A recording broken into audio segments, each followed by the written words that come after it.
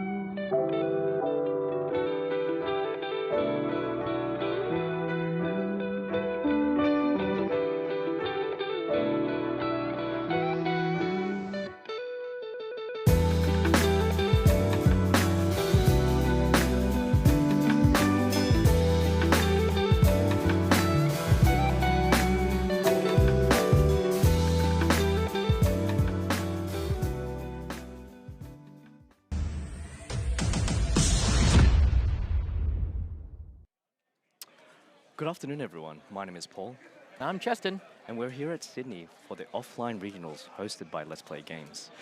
First of all, we would like to apologize for the streaming delays. There has been some logistical and technical difficulties. The important thing right now is we're here. So let's get straight into round 4. Sounds good.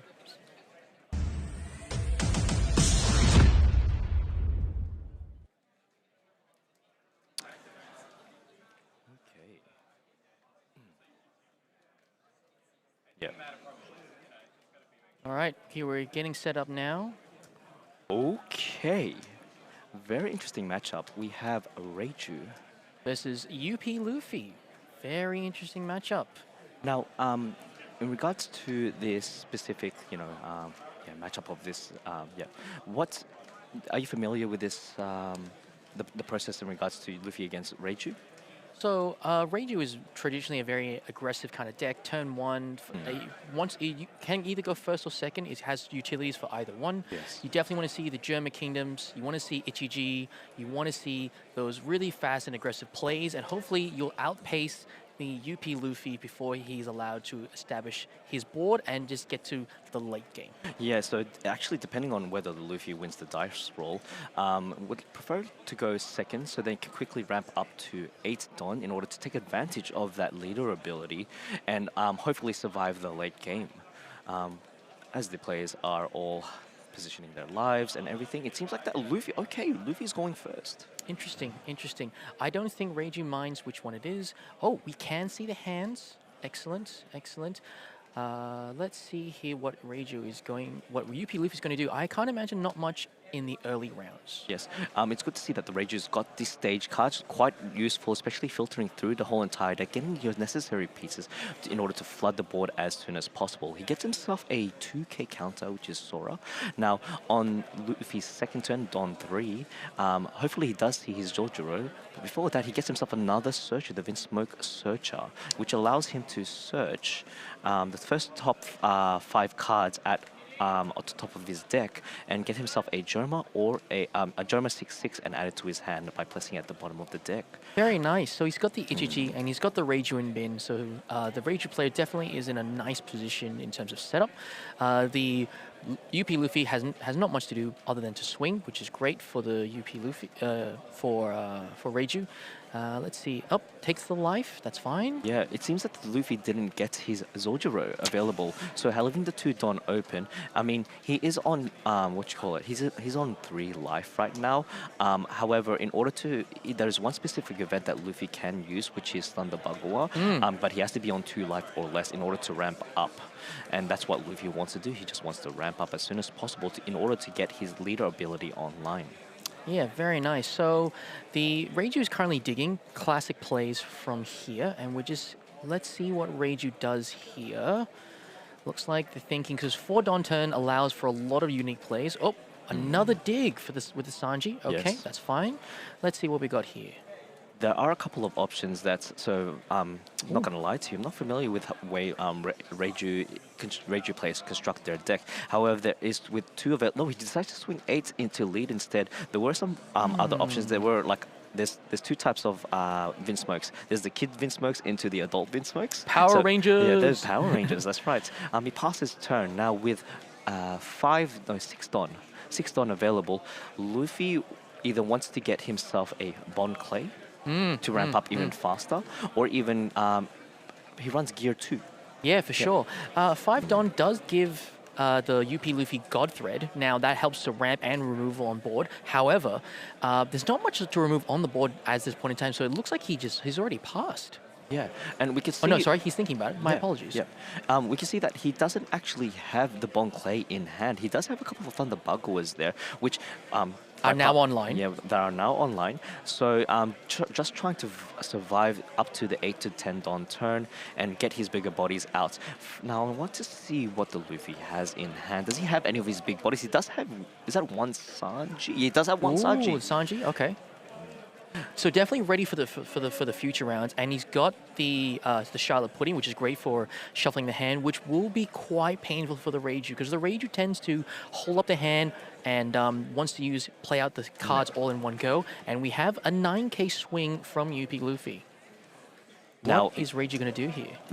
ideally, he has to do a minimum of he has to do a minimum of 3 cards to counter out of that 9k swing to bump it up to 10. Now the question is, like I can see that in his hand he has a couple of 2k counters.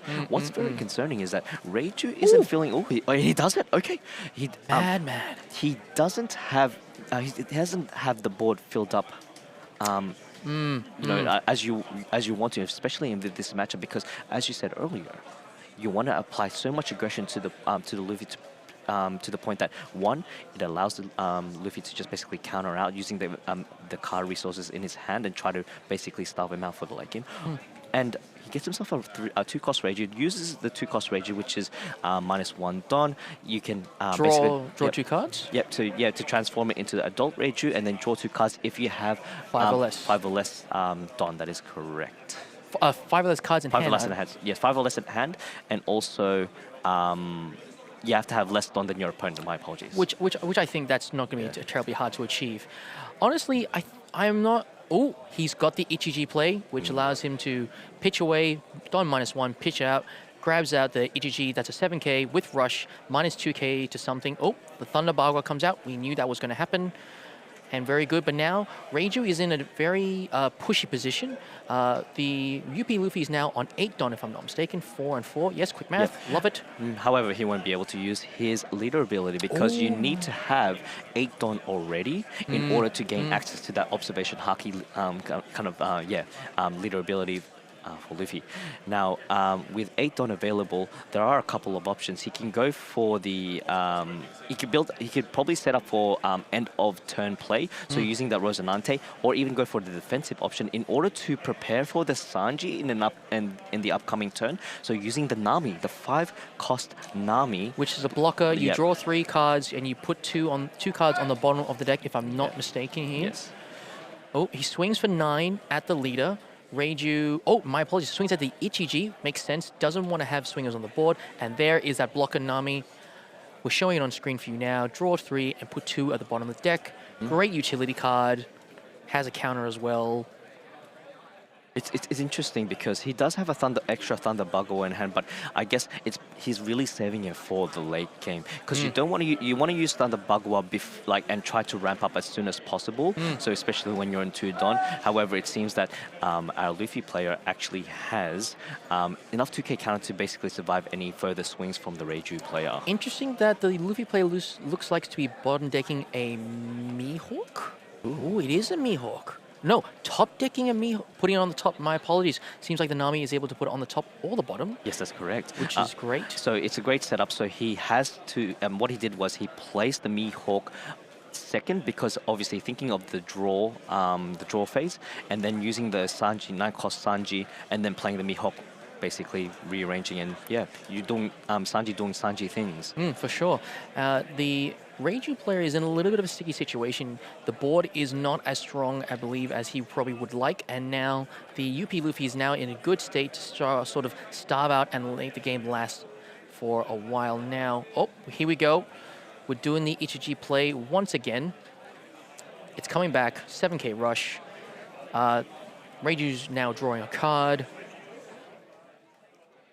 Hasn't used the stage ability just yet. Now, I would assume that he minus 2,000 on play to that Nami, to the Nami blocker, but instead you know what? I'm going to make sure that I have my defenses up, so I'm just going to counter out of it. Oh, for sure. UP Luffy is at a point now where he's got his leader ability online. He's going to look at the top 5 and start rearranging things. Like I said before, now it's good to see that there is a Gum Gum Giant, because if I recall correctly, he doesn't actually have Gum Gum Giant in hand. No. And he looks like it has a few 2k counters there as well. So the UP Luffy is definitely in a solid position where he knows what he has coming up next, and he can definitely set up for what looks like to be a Sanji play. Yes. Now this is where the late game gets a bit scary for our Reiju player, because despite you trying to fill up the board, well, Luffy's going to be doing Luffy things and bringing out the bigger bodies. We're going to be seeing Sanjis, we're going to be seeing Mihawks, we're going to be seeing 8-cost Rush Luffy, or even the 9-cost Rush Luffy from OP09. Interesting that he let the Reiju go. Here we have the Sanji play, like we expected. Whoop. Mihawk. Crazy. And That is a that's- 2-for-1. Yep, that is a dominant board Yeah. from the UP. Now let's see what the Reiju player can do in response to that. Now, the tides have turned basically against the Reiju player. Like, you know, if you're not going to be flooding the board, well, I'm going to be flooding the board with my bigger bodies. And we can see here that he's playing two into, I'm assuming, getting baby- another the baby Reiju? Yeah, because he needs to get more cards in his hand, possibly to prepare for the potential crackback. And it's going to be quite punishing for our Reiju player because you're looking at two 9K swings. Every single turn, that's a lot of cards that they're going to need to discard just to survive. He's used the German Kingdom stage now to pitch his Ichiji, and look, wouldn't you have it, he's got the baby Ichiji back in hand. Yeah. The combo is probably coming out, but I'm not sure what the Reiju wants to do now. He's got two Ichijis, the baby Ichijis in hand, so there are plays to be made here. Okay, we got swing 6K with Reiju lead. Easy counter from the UP Luffy. UP Luffy's hand is getting kind of low, but we do have a Gum Gum Giant in hand, so he's hand may be low, but definitely on the safer end of things. Yeah, he does have that one Don available for that Gum Gum Giant. He's in the Luffy player is in a good position right now. It doesn't matter whether they do -2 Don, because by next turn he's still going to have 8 Don available, able to use his leader ability, rearrange what he wants, and also protect his life.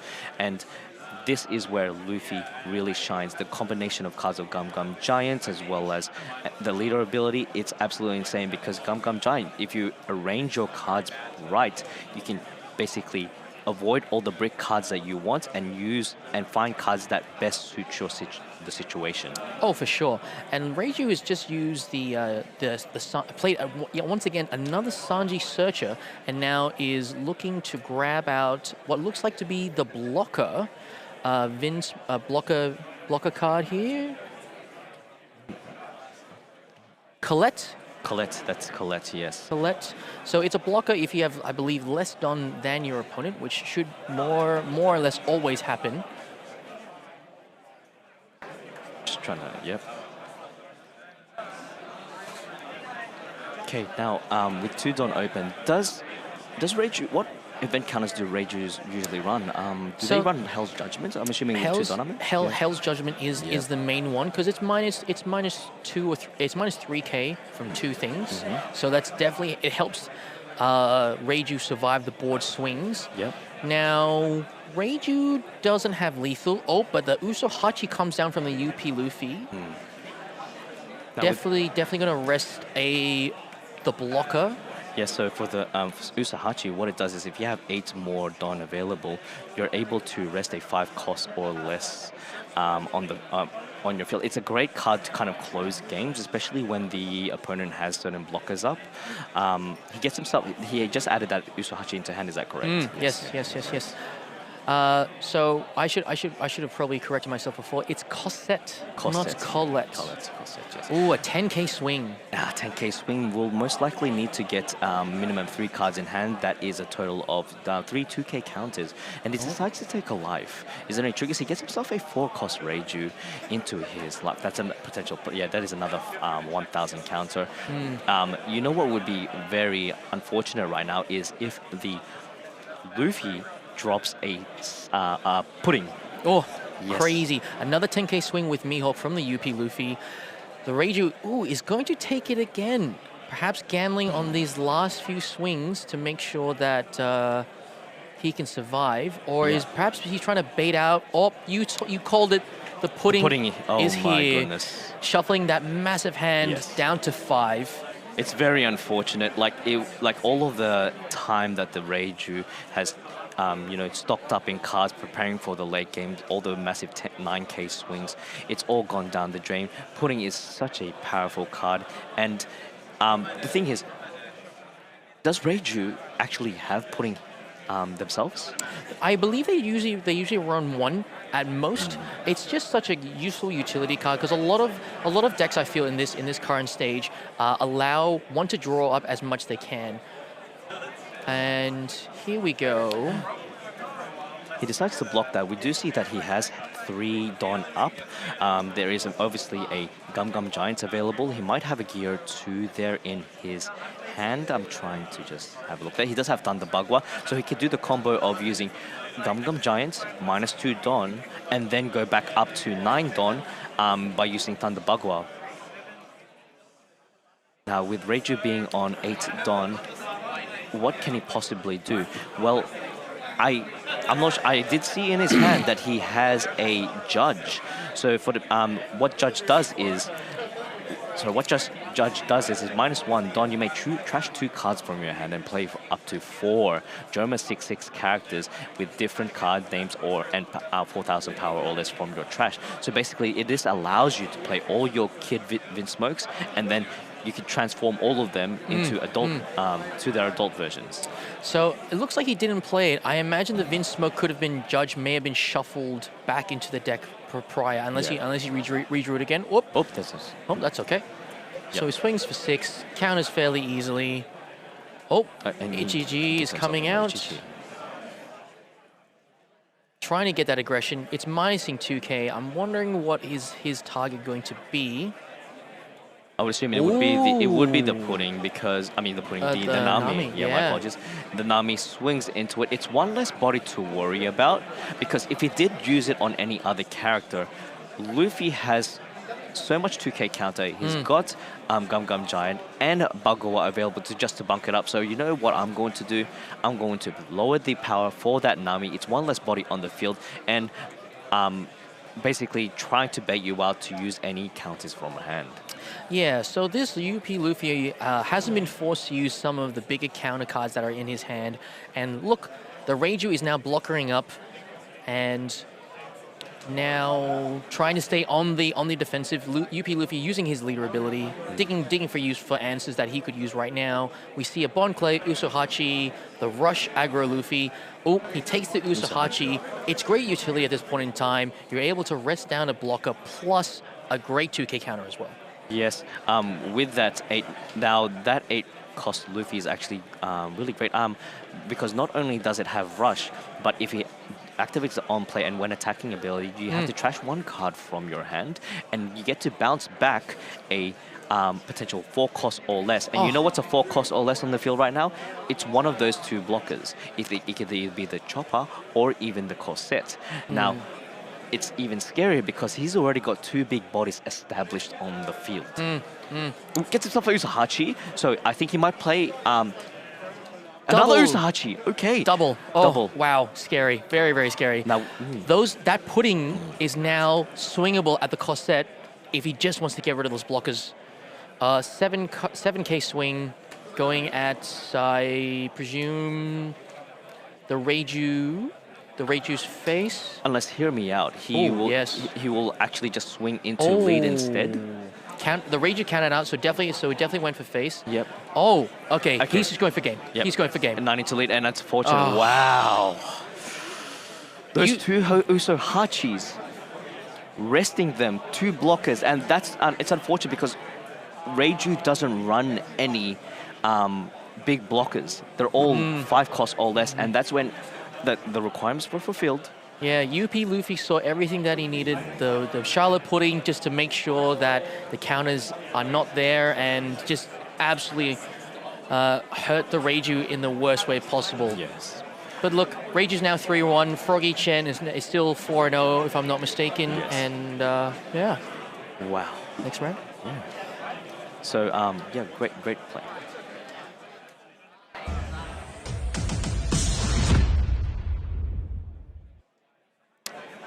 What a game. What a game. What a game. We unfortunately didn't get to see the aggression that Reiju could have potentially shown. Luffy just saw all of their cards. Didn't get to see any of the God Fates to ramp up faster, but managed to get into the late game. And just basically play out the big bodies and prepare for the defensive crackbacks using the counters, and just. Unfortunately, Reiju didn't see the pieces that they needed to see early on to like you said, get that early aggression, while UP Luffy saw the late game, didn't really need to ramp, saw the utility cards that they normally play, such as the Usohachi, just to rest things down, get rid of things off the board, stop the blockers, and just hit face as hard as they could, which is really the game plan of a UP Luffy. You know? Yeah. Well, it was a great round of. It was a great match for round 4. We will be back shortly for round 5. Stay tuned, and we'll see you soon. Thanks very much, guys. See ya.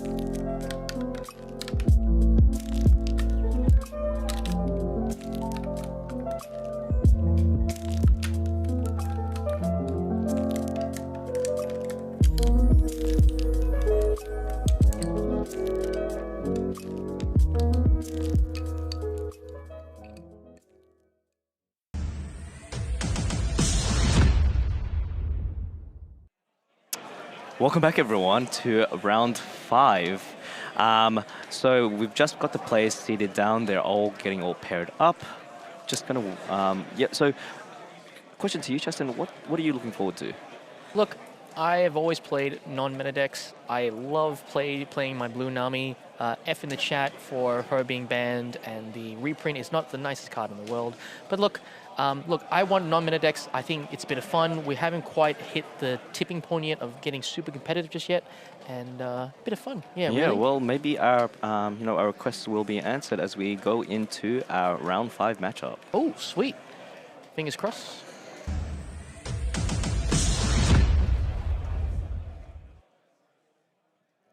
Okay.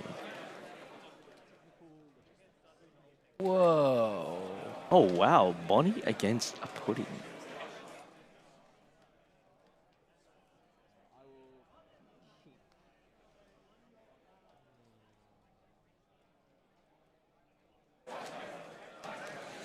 Okay, round 5. Wow, we have Bonnie versus Pudding.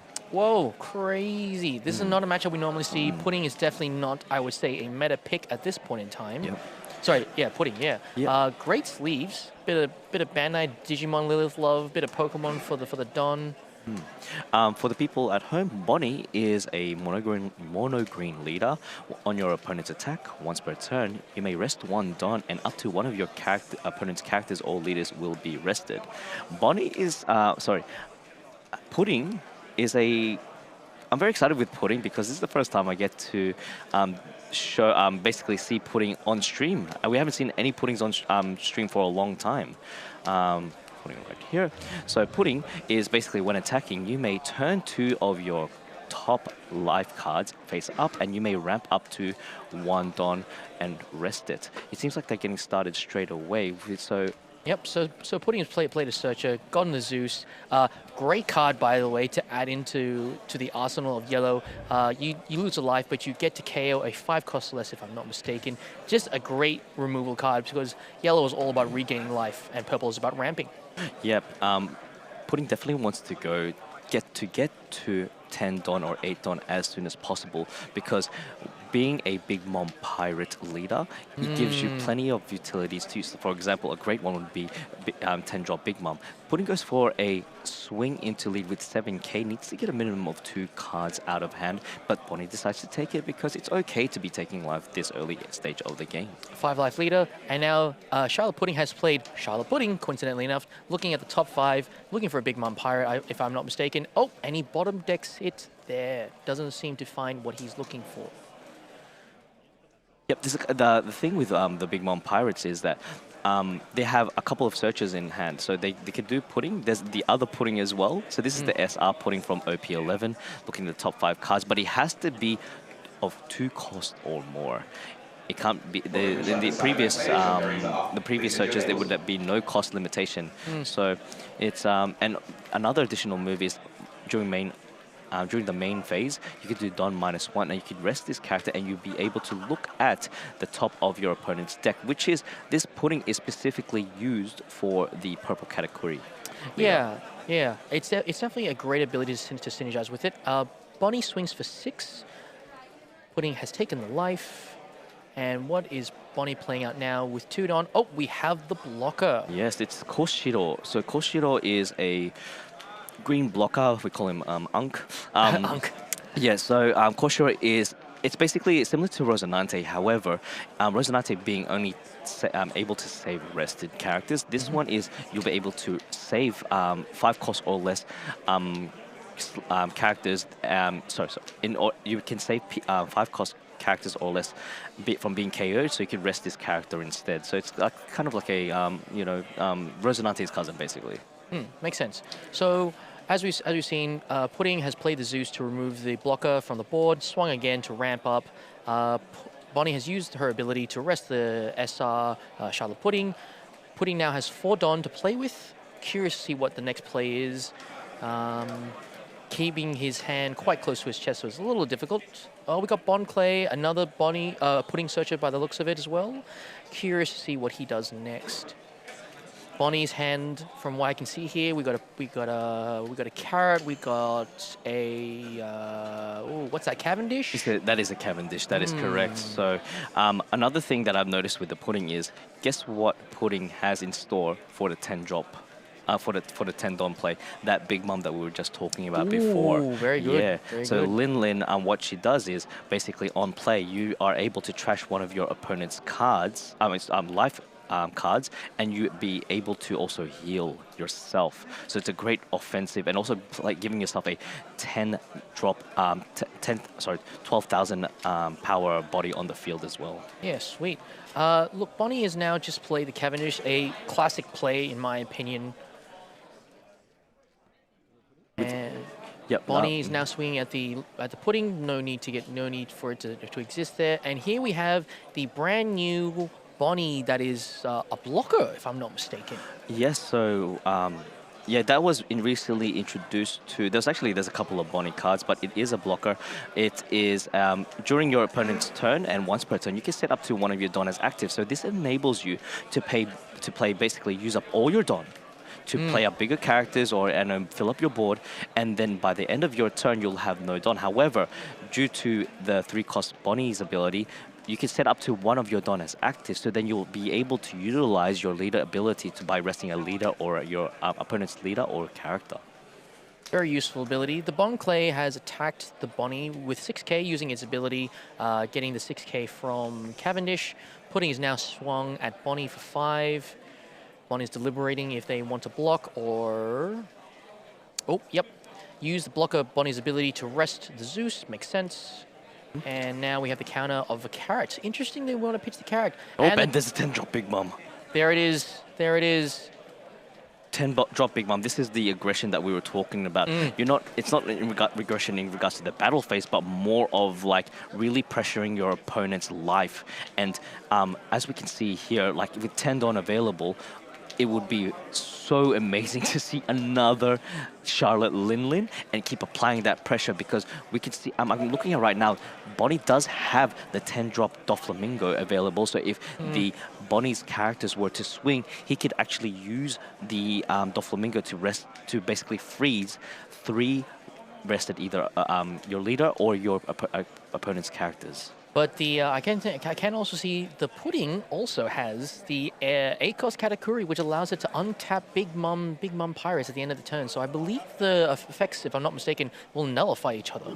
Yes, that's correct. So basically, so I'll read it here. Up to a total of 3 of your opponent's rested leader and character cards will not become active during your refresh phase. So when your turn ends, you will need to, you will need to refresh all of your Don and also your characters. However, having that, the 8-cost category, being able to just restand it, like it's... Crazy. Yeah. Oh, Hody Jones. Oh, wow.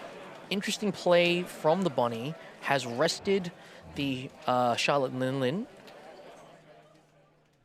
It enables you to swing, but the thing is, do you really want to do Don investment onto it? I think with the amount of, like, all the Don being rested, I think it would just make sense to rest just the 2 available characters on the field. Now, swinging with 7k into lead, restanding 2 Don, he can potentially attach the 2 active Don onto the Hody Jones, swing for 10, and basically trying to funnel out more cards from the Pudding's hand. And as we can see here, I think he's got has a few 0-cost, 2 0-cost events, allowing him to get plus 3k. The Hody Jones now swinging for leader.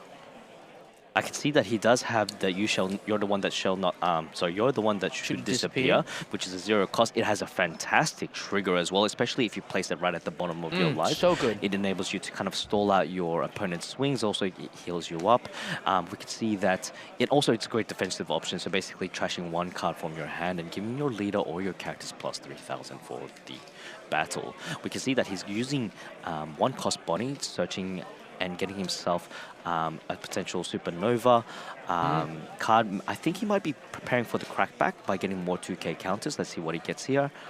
There's a carrot. Oh, is that a whiff? Is it a whiff? Ooh, that it's is a whiff. That is no. No. I did not see that. Sorry, my apologies. That was the 3 cost blocker, Bonnie. That's good. That's good. Oh that's my good. gosh, that was too close. That would be a very scary whiff at this point in time because I feel like the Bonnie deck, especially with all the supernovas, is quite consistent now by comparison. The pudding seems to have used two 2k counters to stop the Hody Jones attack and is now preparing itself for the crackback here. Wondering what they will do.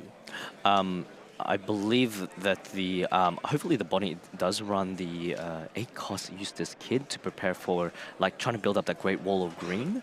I'm trying to think of different the supernovas that he could probably play, or the 3 cost 2 cost or less characters from the 8 cost Kid ability. Probably could play Rosinante if he wants to, or even a beige. No, it's not 2 cost or less. It's actually 3 cost or less. My apologies. Big Mum is Charlotte Linen is going into the Cavendish. Oh, blocker Bonnie is going to save it. Fair enough. I was actually contemplating what he's going to do next. 10 Don is a lot of Don for a pudding. There are a lot of different plays that can happen right now. He's thinking, ooh, the 7-drop pudding. The new one. Yes, that is, I believe, from PRBO2. Oh, and plays the category. Yes. You love the combo. Yeah, You'll love to see it. It's a fantastic card. Don -2 on play. If your leader is Big Mom Pirates, and your opponent has 6 more or 6 or more Don, then you can basically draw 2 cards, but at the same time play up to 6 to 8,000 power from your hand. So that opens up possibilities. Like you could do the 8 cost category, which is the blocker category, or even the 8 cost category yellow, which allows you to basically bottom life or top life one of your opponent's characters and put it into a life pile. So, you know, kind of doing a bit of board control over here. Ooh, Conquest of the Sea. Ooh. So, Conquest of the Sea, it's a great removal.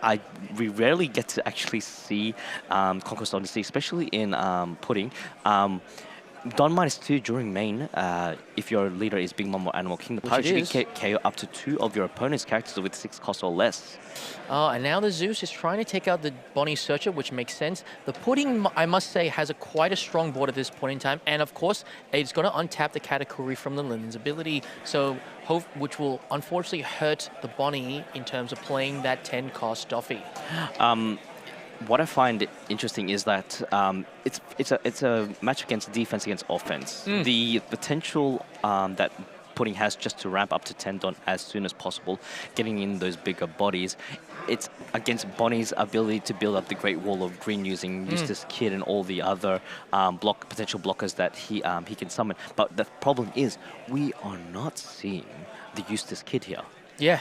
I feel like it's a bit too late right now. It's already ramped up to 10 Don. And Pudding has 2 really big swings, and also great utility on the board for the Katakuri, because it can untap itself and one other thing or 2 other things, which really hurts the Bonnie and Green's general ability to rest things and to keep them frozen or freezing them, like the Doffy. Bonnie is in a little bit of a pickle. Let's see what they can do to get out of this. I can see another Hody Jones in hand. Not quite sure how that will plan out. You have to remember with Hody Jones that if you are planning to, on play, it does have a ability, you need to actually add one of your life cards into your hand. For sure, Bonnie, for sure. Green overall, it doesn't have the ability to heal like, up like yellow. And here we go, he rests the Katakuri and rests this the Charlotte Pudding. We're just gonna see. He's just gonna risk it for the biscuit and basically try to attach. Does he not need to take a life? He has to. I believe he has to take a life. There he goes. Correct. There he goes. Okay, so Bonnie is now playing in the danger zone. He's got 4 attacks. right? Unless I don't think Green runs any rush at this point in time. He's got 4 attacks. It's really about mathing it out to see if he can survive. Oh, I stand corrected. We still have Cavendish. Now he has 4 Don to play with. I think he would need to maybe he might do some Don investments, Don investments onto the Bonnie. Probably attach an additional 2, so he might go 799 with this. So with the 2 Hody swings. With 799, you're probably looking at a minimum of 6 cards. 6 cards from hand. This is the tricky thing with Pudding. I can see in his hand right now that he doesn't actually have that many 2K counters. But the thing is, right, he still has 2 life. That is correct. He still has 2 life.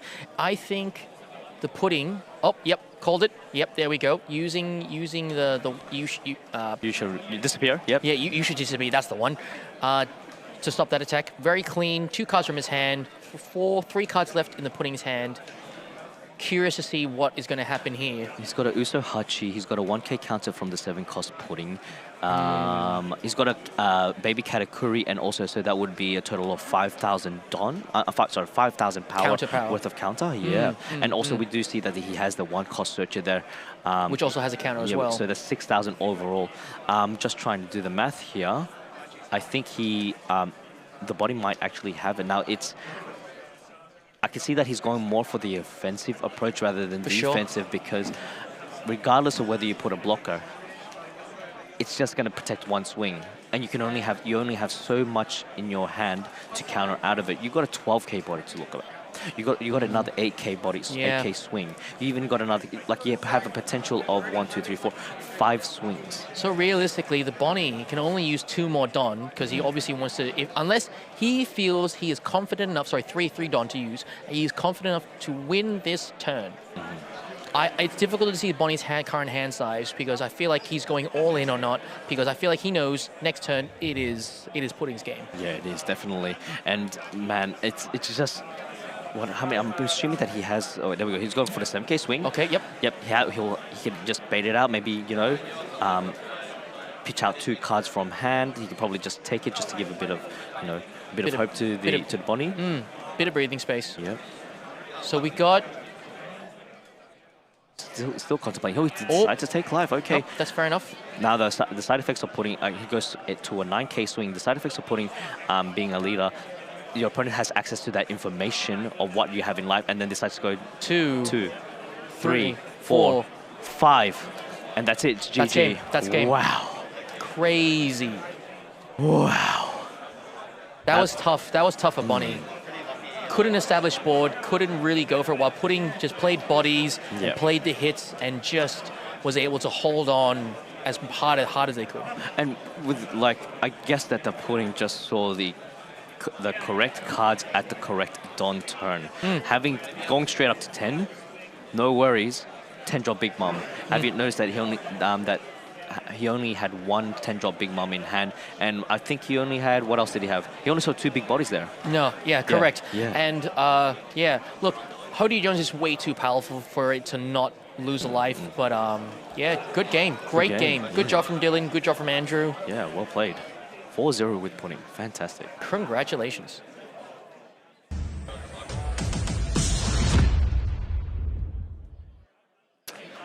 Well, that is, our round 6 match. Look, we asked for non-meta decks out of nowhere. Pudding. Fantastic to see. You love to see it. We love to see it. Well, hopefully we get to see more non-meta decks up here. And from what I've seen, I heard that there was a Arlong going 3 for 1. Yeah, I believe a local game participant, a friend of mine, going yellow-green Arlong. Let's see how this goes. But regardless, great turnout today. Love this event. Love the people. Love the energy. Yeah. Let's hope we see some more exciting games coming up. Fantastic. And we will be back shortly for round 6. Make sure you stay hydrated. And yeah, we'll be back shortly. Thanks very much.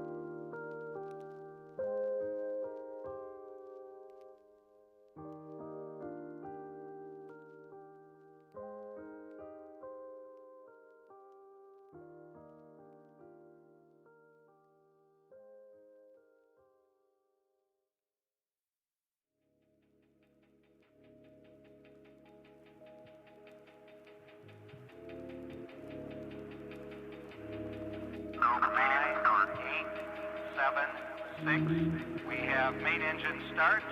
4, 3, 2, 1. And liftoff.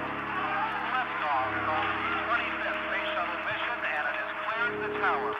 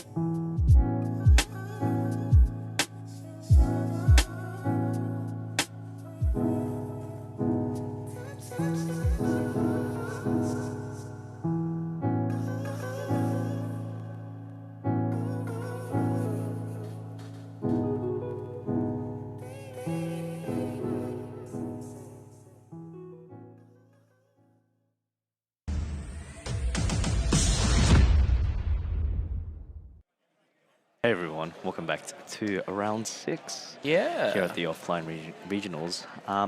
So with round 6 being commencing straight away, we're seeing less and less of the non-meta decks. It's a bit sad, but I feel like it's it just happens. If we see some cooler decks, we'll hopefully be able to show you guys. But with that, With that out of the way, let's just get straight into the games. yeah.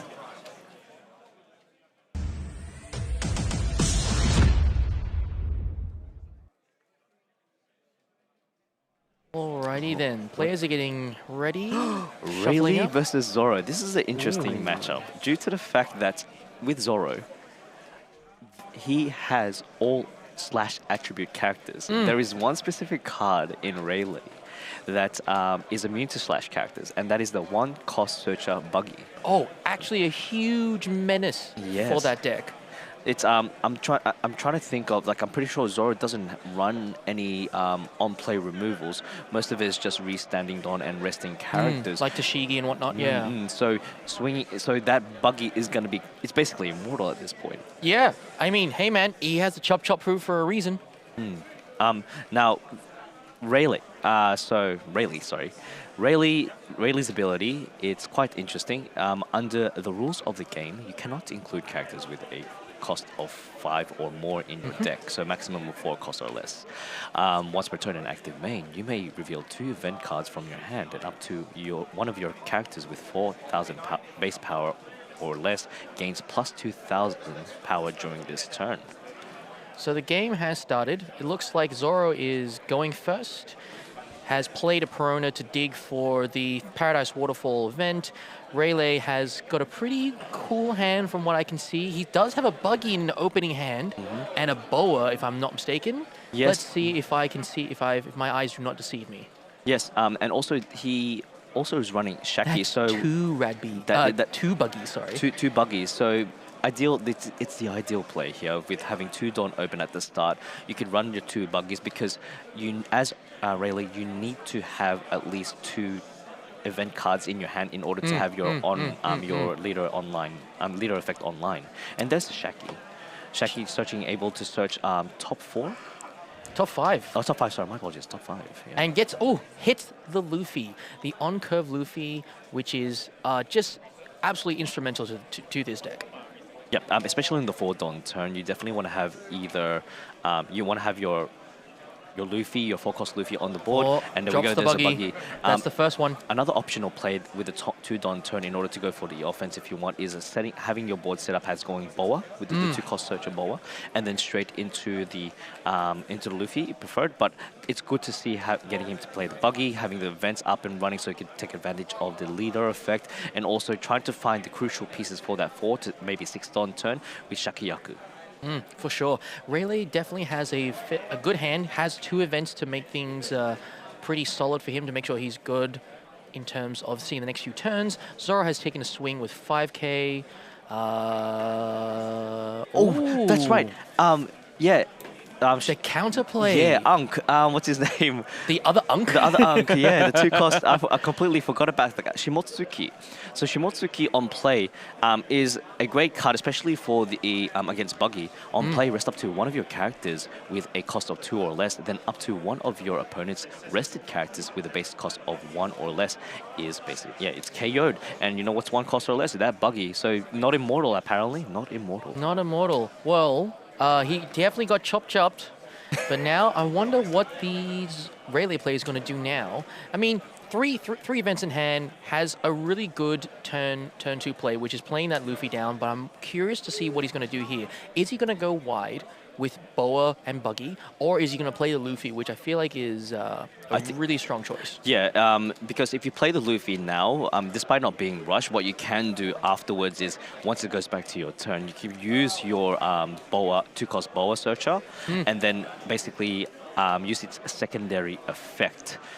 Which is reveal 2 events, and you're able to play a character with a power of 3 or less to the board. So he's able to go wide.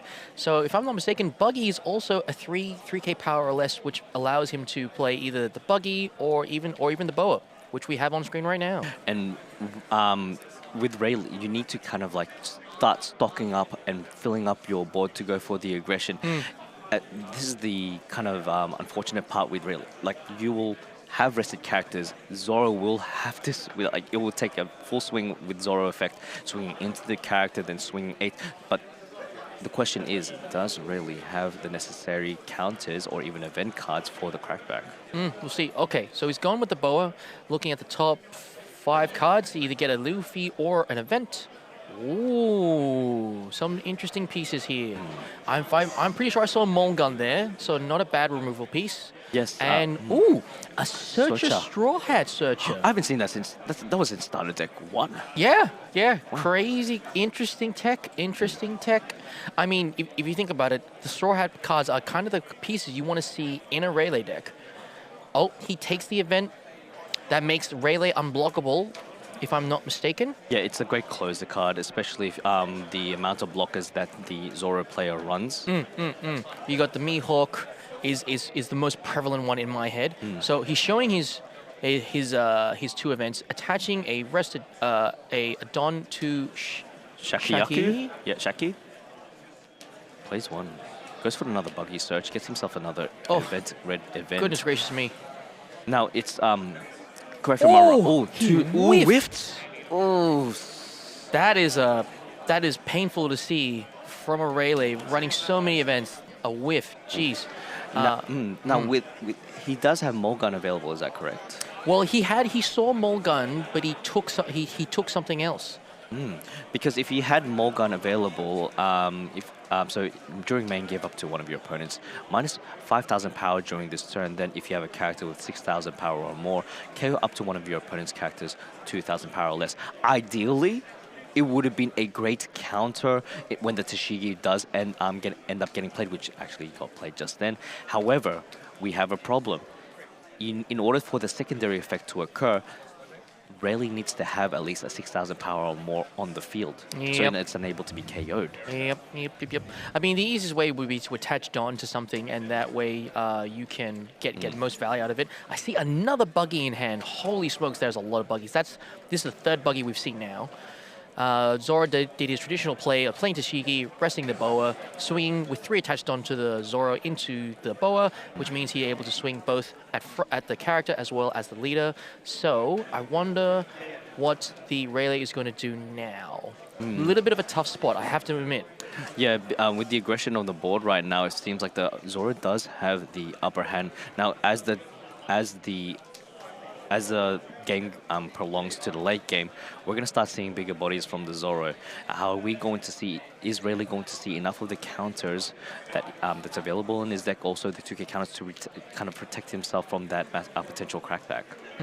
Difficult to say at this point in time. Looks like the Rayleigh is searching for some answers to get his board a bit wider. Ideally, another Luffy will be really handy right now. But I'm curious why he's not playing the Luffy that's in his hand at the moment. Well, I think it's because it's in preparation for a 5-cost Tashigi. Because with Tashigi's on-play ability, being able to arrest a original 6-cost or less, if he plays the Luffy, it's going to get destroyed anyway. Like, it's going to get KO'd anyway due to the... We see a Luffy. Yep. So Rayleigh has used 2 events just now to dig through as a searcher to see if he's trying to find some answers. He's got plenty of events in hand, so he really doesn't need to worry about what events he is going to be using at this point in time. Curious what he'll take. He gets to rush Zoro instead. Now, Bit of aggression. yeah, the Zoro play is like with green in general. Like, you do have a healthy amount of cards, and have you noticed something? He still has 4 life. And sitting on a healthy amount of cards for with counter. And as we can see here, so with 4 Don still available, is he going to use Zoro rush or like play Zoro? So it shows 2 events, buffs up his buggy, swings 5 at lead, counters out with Koshiro with plus 1,000 counter. The uncle, as you pointed out. Yeah, that's right. Zoro's adoptive dad. He's going for the... Yes, that's it. 3 Don goes for the Zoro, swings... Contemplating whether he wants to swing 5 into lead. Okay. He's trying to burn cards out of Zoro, which makes sense. Yeah, leaving 1 Don open. It's another potential 7k swing. Takes that life. Gets himself a Cavendish. Ooh, all our Cavendish as well. Very nice. Yes, and has 1 Don available. I'm assuming that he might be either saving that for a... I don't think it would be for a Rad Beam. It would have to be... The buggy. It plays a potential another buggy. Yeah. There it goes. That's the thing with Rayleigh. He's got a lot of 0-cost counters. This is true, which makes the opponent's plays very difficult because you don't know what he's going to have. Oh, he has the Searcher and what looks like to be the unblockable event. Rayleigh has a lot of options at this point in time, and any of those will be quite helpful. Let's see what he picks. Okay, so he's gone for the Searcher. Is he going to play it now, though? It is a zero coster, and it just helps him to fill up his hand with more tricks. He's decided to hold off. It's now the Zoro's turn. Zoro has 6 Don, if I'm not mistaken. Yeah. Nope, 7 Don. My 7 Don. apologies. Now, Rayleigh has one zero cost event card available, which is Call of the Supreme King Haki. So it gives your Rayleigh plus 2,000 during this battle, but then you may rest one of your Don cards. If you do, give your opponents and all their characters minus 1,000 power during this turn. However, you may have realized, Justin, how many Don does he have available active? Yeah, none. Big sad. Also, that is an interesting counter card that he's got in hand. That is like a Chopper's Clover or Clove Attack or something like that. I haven't seen that card in quite some time. Yeah, is that Clove? Cloven Hoof. Cloven Hoof? Or Cloven Rose. There's Cloven Cloven Rose Rose, here we Blizzard. go. So that's actually just a main. So up to 3 of your characters gain plus 1,000 during this turn, and then give up to one of your opponents minus 2,000 power during this turn. That as is well. not a card that I normally see in Rayleigh. And again, I don't play the deck very much, so perhaps I've misspoken. But that is not a card I see very often. Swings 5 using Perona. Ooh. Now Perona's not a slash type. Perona is indeed just a Special. Special, yep. And swings a 9 into the Zoro. Is going to restand that. No, he actually doesn't do it yet. Swings 7 into lead, trying to fish out as many cards from Rayleigh's hand as possible. Considering what, will he pitch out a 2-2Ks and a 1K just to get over the 9K swing? No, he actually takes the life instead. Takes the life. Very interesting. And he has a Mulgun there. Could he have used the trigger? He could have. Oh, I wonder why he did. I think he's saving it because he's gonna buff up that buggy in order to get up to 6,000 power and then KO the Tashigi. Okay, that makes sense. Or even maybe yes, actually you're right, because it's based on cost. Yes, it is. Okay, so the Rayleigh is now contemplating. Oh, he's taken the life as well. He's down to 1. This is getting a little bit hairy for the Rayleigh. I believe, I believe the Zoro didn't swing into the character originally. I think he already did that swing. I might have missed that. My apologies. Now, drawing for a turn, gets himself 4-cost Luffy. Man, I read That's a juicy so hand. many, so many. Okay, so he's played the Searcher, moving a Don. What is he gonna get? What is he gonna go for? He has so many events in hand.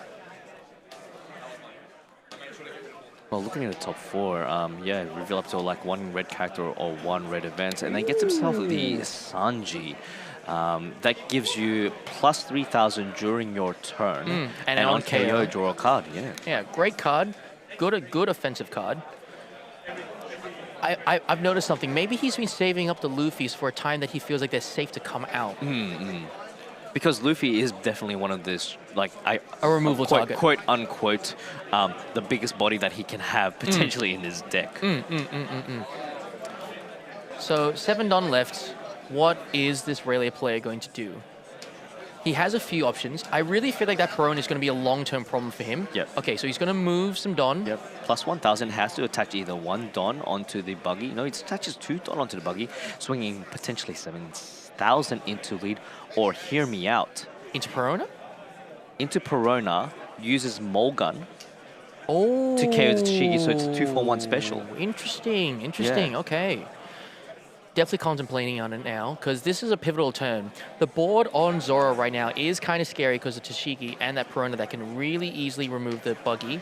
So it's swing 7, going where? He's donning it up.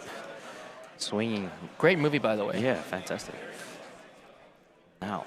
Rayleigh's deep in thought, trying to contemplate where that 7K should go. He still has a lot of options. Still has 5 Don up. Decides to take life. Is there any triggers? No, he gets himself the 8-cost Mihawk, so potentially in the next turn we might see his appearance. Goes for a 4 Don, plays a Luffy, shows 2 cards. Plays a Sanji, swings 7. 7 going where? I would assume it would be straight into the to the Zora, because if you think about Oh. it this way, Face if- is the place. yeah, face is definitely the place. He does have a restand there, so this is actually not looking good for Aurelia. He does have one Dawn open, so he's I guess he's saving that for the Radical beam. either Radical Beam, or maybe it might be going for the Collar of Arms Haki, because it does minus 1,000 to all of your yeah. No, actually that's only during main. My apologies, that's only main. So maybe it is actually Radical Beam. Yeah. Look, this is a pivotal turn because this is definitely both players are on 1 life. Yeah. We're not sure it can swing in either direction. Both have three swings on board. Granted, the Zora has a slightly taller board in terms of because we have Shigi, but doesn't really have much else. Swinging 8 at the Rayleigh, forcing out what I believe is probably the Radical Beam, or at least 2 cards from hand. Yeah. Now, I think the Zora might be potentially going for a game because he does have the restand ability available. Oh, I didn't see his hand. He has Yeah. not 1 but 2 of them. Yes, Okay. exactly. So that is an option, or if he wants to go for a more defensive option, which is kind of scary for the Zora, because he Rayleigh does have the unblockable event. As For well. sure. Or Zora really needs to decide if he's going to commit to swinging this turn, or if he's going to play defensive and, like you said, go with the Mihawk.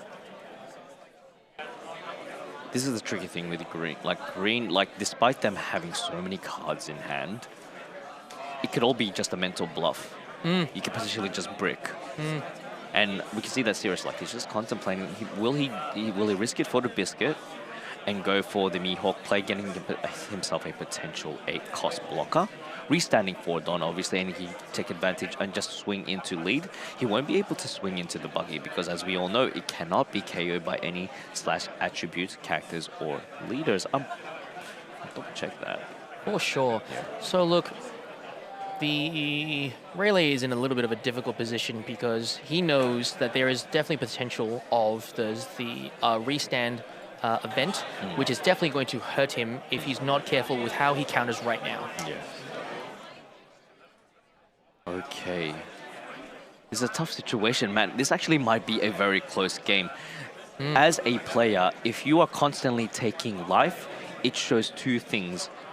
1, your hand is completely bricked up, or 2, you're baiting out your opponent to swing into lead so that you could potentially just keep building up your hand. But I think our Zora player over here is actually quite bricked in regards to his hand resource. Honestly, quite possibly, the Zora may want to try and end the game as soon as he can. 2 restand abilities is kind of crazy, and coincidentally, the Rayleigh doesn't have a good target for the Zora to swing into, but the Zora to proc his own ability. There's no point swinging into anything right now, so very curious to see where these 2 will go next. Rayleigh is still just thinking about it. Yeah, despite having like the 2 event, 2 event cards in hand, he can have a potential, let's see, 3 Dawn for each, or 6. It would only have to be a 8k swing from the Zora if he decides to swing. But he goes for the Mihawk instead, so go for the defensive option. Restands for Dawn, attaches it to, considering whether he might, I think he might do a double 5k swing. No, he goes for the 8 instead. And notice the Rayleigh has used the Radical Beam, so Rayleigh still has some defensive options, but definitely not as many. I think he'll, let's see, Counter out. counter it. All right, Comes out of two it, okay. 2Ks. He's got 1, 2, 3 0-cost events, a 4-cost Mulgun. Passes turn over to Rayleigh. Now, Okay, Rayleigh's on 10 Dawn. This is really interesting. He's got 4 potential swings, maybe 5 actually if he decides to get to 5 the Correct. 3-cost Zora. Oh, the for Rush sure. Zora, yes. Now, what is Rayleigh going to do? What is he going to draw into to maybe see if Heart of the Cards... Oh! Hello! Is that I believe that is the observation one, or the observation Haki? Yes, the searcher, if I'm not mistaken. Yeah. So, Rayleigh has a tough choice Oh, no, to it make. isn't. It isn't. It's not? It's not. No. My apologies. I believe it is the Call of the Supreme. It's the Call of Supreme King Haki. So the minusing 1,000 power during a whole entire turn. That's not just your leader, but also your opponent's characters as well. Still a great defensive card. Now, Rayleigh has a choice now. Like you said before, 4 to potentially 5 attacks. Can he go through it? The opponent has a fairly big hand. Granted, the Rayleigh can't see what we can see at this point in time to see what is counterable and what is not counterable from their hand. So who knows? Who knows? Plus, that Mihawk is kind of scary. I've just noticed how many character cards does Rayleigh have in his hand? One. Just one. Are you sure it's just one? I'm pretty sure there's the 4-cost Luffy. Yeah, that's it. Just the 4-cost Luffy, just the one potential. Okay. The Cloven... The Cloven Hoof. Yeah, even he needs to look at the card. The Cloven Rose is coming out. It's a card that it's not often seen, especially in Rayleigh, but it is a great card, basically minusing to up to 3 of your opponents. Up to 3 of your characters gain plus 1,000 during this turn. So it buffs up. That Luffy is now 5,000. That Sanji is now 8. And the Mihawk is done and dusted. Because it also minuses 2k power to one thing, and therefore the Draco Mihawk is within the Mulgun range. Oh, wow. With no blocker over there, you know what's going to happen. 4 potential swings into Zoro's face. Does Zoro actually have the counter to basically survive the next 4 swing onslaught? So we have first a 7k swing from Sanji, because it's given, I presume, when he used Cloven Rose, gave 1k to Lita, Sanji, and the Luffy. Yes. But let's see. 7k is quite a lot, and you're right, the counters in Zoro's hand are not great. Oh, he's got some... Yep. Oh, Paradise Waterfall. Okay. It's unfortunate that the Mihawk... Did the Zoro's Mihawk swing, by the way? No, it was just active still, just for the potential block? Yeah. Because I was assuming that he might block with the Mihawk, first, then rest, play Paradise Waterfall to restand for a potential swing Which again. is why I think the Rayleigh wanted to remove it first, to remove that avian chance, because as we saw early on, the Perona was the one that found the Paradise Waterfall, so the Rayleigh was aware that it was definitely going to be there. All right, so he's digging for cards, moving a Don. What does he get? He gets himself the Armament Haki. So again, another great defensive card. It's cost 0. So I think Rayleigh might want to finish out this game now. Or at least try to. Well, he does have 3 Dons still available. Some definitely dangerous swings happening here. Both of them are on 1 life.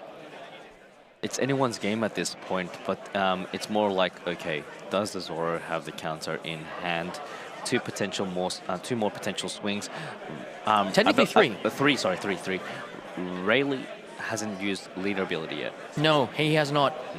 He has not. So there's definitely another 1k floating around somewhere. The Rayleigh players, Nathan, is very deep into the math to figure out, can he go for lethal, and the statistical likelihood of completing this game now. Sirius is really putting on a strong poker face to think, hey, let's see what happens here. It is any person's game at this point in time. Yeah. And I personally, as a player, I struggle with that as well when I'm versing games. Like, okay, it's more of the mental battle. I'm going to keep swinging, try to fish out to see what you have to swing. And he shows 2 of the, it buffs up the buggy. Oh, and he's still contemplating. He's moving a Don somewhere. Gives it to Buggy. 2 Buggy. Yeah. Swinging for 6. 6 into lead. Does he have the 2k counter? At this point, since there's already 2 Don attached, therefore the 4-cost Luffy's ability is active. So this is Rayleigh playing very, very cautiously to see if there's any 2k counters in hand, because if the Zoro player doesn't show a 2k counter at this point in time and has to take life or show a lot of cards, then this is not going to be a fun show for Zoro. Yeah, so I'm just doing the math in my head. Since 2 given Don is already on the field, he takes the life. What is it? Oh, it's a Mihawk! It's a brick! Oh no. Is he just going to Don up? He's just going to Don up? This could be it. I do see a counter in hand, and it is the X-Drake. What? It's a 2k counter. X-Drake's a 2k counter. Yeah. Okay, so he's holding out. He's holding out. Here we go. So that's 5k. 5k, 7k swing. Yep. Tashigi. Oh, so Zoro, so Luffy was a 7k swing. 7k, yep. So now, the question is, will Rayleigh go for game? He has to. I think He has to. because he's got 4 cards left. Regardless of what happens, you just have to go game in this situation. I mean- Regardless, because you're not going to survive the next few hits. I mean, we're seeing this from a very different perspective of him. Can he finish the game? Will he decide to go ahead with it? Yeah, you just have to risk it for the biscuit if you win this situation. Right? But I mean, honestly, if we didn't see Zoro's hand, you would think 4 cards going into that it is quite risky, Yes, it is. right? But I feel like Nathan has to make the choice that realistically next turn or the next few turns he might not win. And okay, so he's digging in his trash to see if he can get some sort of information out of that. I think he's only used 2 2K counters so far. I'm just double. Yeah, 2 2K counters. The remaining characters there you'll see are either bricks or even just the plus 1000 counter. So playing a bit of mind games, see how he goes. He can't even swing into anything else, by the way, just the leader. Yeah, it's a very weird position to be in for us because we see what the hands are, and we can see what the board state is because we have a lot more information. But obviously, as a player, it's very different for them. Yeah, 100%. I'm just trying to think about it from the defensive point of view. If it were to be past turn, Rayleigh doesn't know that Zoro has 2 He's bricked up, yeah. Is bricked up. Not just that, but also the 2 restand events in hand. Let's see what he does because he's got 2 of the haki Defensive hakis. The maximum that he can do is let's see here. Which haki was that? That was the observation haki? No, the color of arms. If I'm color not arms. mistaken. Yeah. So, in order for that to occur, Color of arms. you have to remember that you have to rest one of your don. So that's why he's potentially wanting to leave 2 of those don open just to minus 1000 power. But if you think about it this way, he has minus 1000 power to his leader, but also he's got a 7k body. Zoro still has 10 active Don to work around with. Yeah, it's a lot of power that he's got. I'm curious to understand what is happening with Nathan at this point in time. It is a very difficult decision to make. Still contemplating what to do. It's fair play for him to contemplate. This is high stakes game where it's 5. They're both 5-0. Great outcome so far, and they're going to go 6-0. So they're definitely hitting the top end marks for meta at this point in time. It's like I said, if we had this God view of like what was going on, I would play this game very, very differently. How would you play it? If I was a player? Look, it's very difficult for me to be objective at this point in time because I can see all the hands. I know a lot more information, but for me, I still feel that look, we all know that Zoro has that restand event. You got to assume there's at least, you can see on the board there's 2 swings. Right, I got 5 cards in hand. Only 3 of them have counters. Oh, he's doing it! He's doing it. Oh my gosh! Oh my gosh! Wow. He did it. He swung with 7. Nathan The committed courage to it. of this man. Oh wow, Nathan! Congratulations. Wow, the courage on the man. He was like, you know what? Don't care. Risk it for the biscuit. I'm gonna go for the defensive, and it's Wow. just Actually swing, huge. he just Because normally you would just commit all into it, but he was like, you know what? I'm gonna hold back a little bit. But oh wow, congratulations, Nathan! You made it past this round. I don't know about you, but my heart was beating. Yeah, I was struggling to say anything because Nathan was in such a tough position because it was make or break it right there and then. Oh, well, fantastic round 6 game. Yeah. Oh, man, and we haven't even finished the event yet, but we have a potential... I'm sweating. Yeah. I'm sweating. We have a potential 8 or 9 rounds today. Correct. Yeah, correct. We have 512 players that are participating right now. So by the end of day 1, we will have top 16. Oh, here we are. Yeah, we are. The offline regional overview. Yeah, so we have a maximum 9 rounds. Like I said, of Swiss will be played out with the top 16 players will advance to day 2 for Top Cut. As usual, best of 1, plus we obviously have 30-minute rounds plus 5 minutes of overtime. Yeah. Well, wow. Crazy round. It was a crazy round. Round 6 is wrapping up. Yeah. Look, we will be back for round 7. Make sure you stretch your legs and Stay hydrated. We'll see you back shortly. See you all.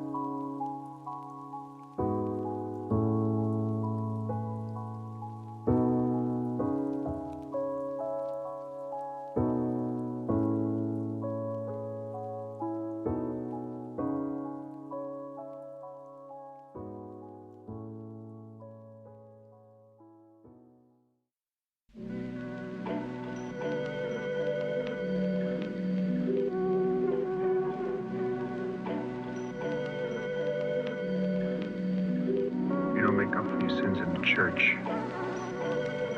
You do it in the streets. You do it at home. The rest is bullshit and you know it.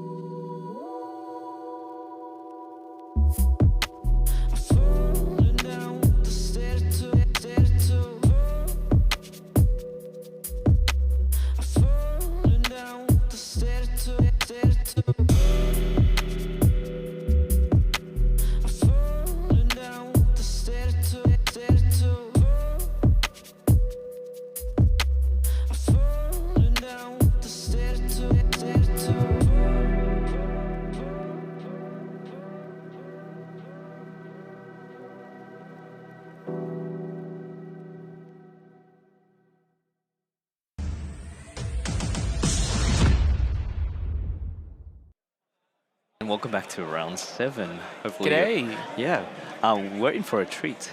Yeah. For this next round. Yeah. So we had a look at the undefeated players so far, and we've picked up this match especially for the green lovers out there. We have... You know what? Let's keep it a secret. Yeah, for you now. know what? Yeah, let's just Go straight to the game. Straight to your games, all They, right? the viewers can enjoy it.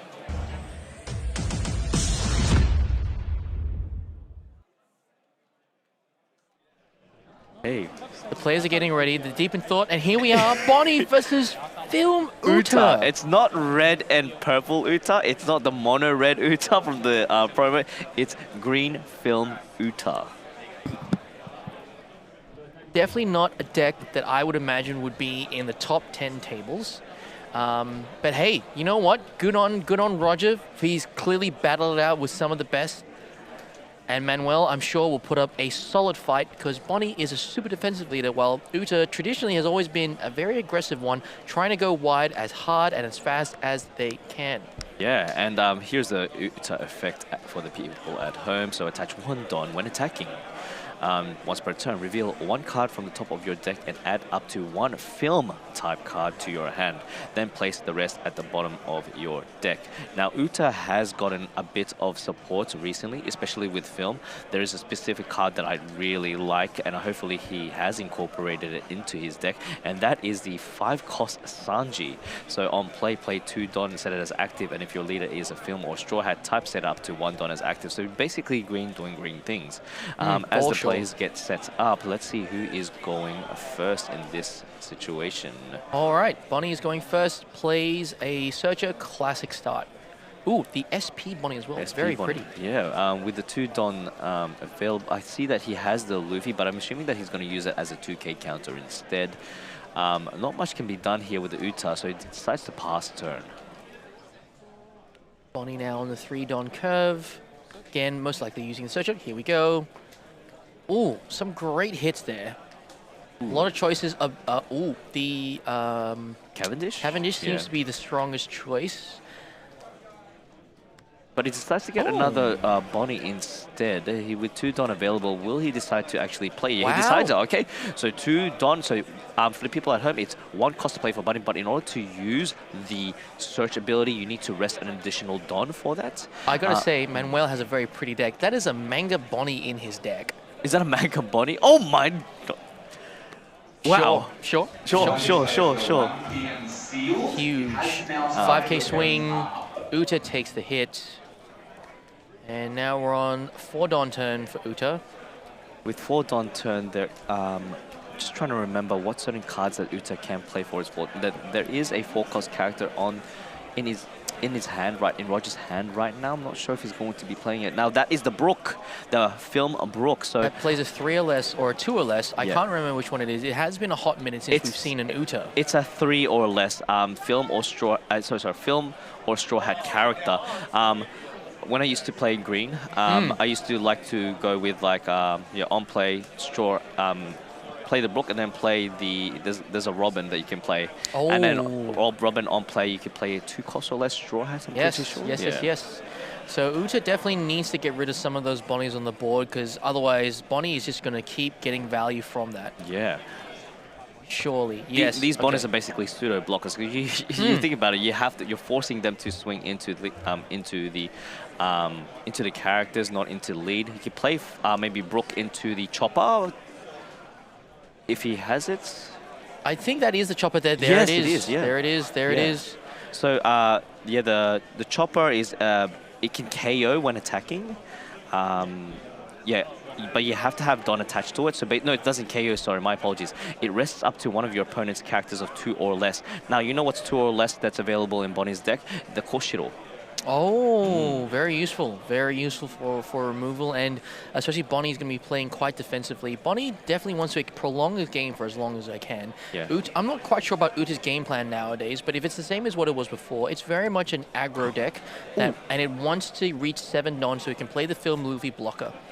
Oh, that is not a film look. It's basically, it's an interesting choice because rather than he's not just conserving the 2K blocker, the 2K power from the chopper, but rather he is buffing up his potential Uta character, which he does. I think he doesn't have it yet. So I guess he's just trying to build board as much as possible by applying that by playing that 2-cost Luffy.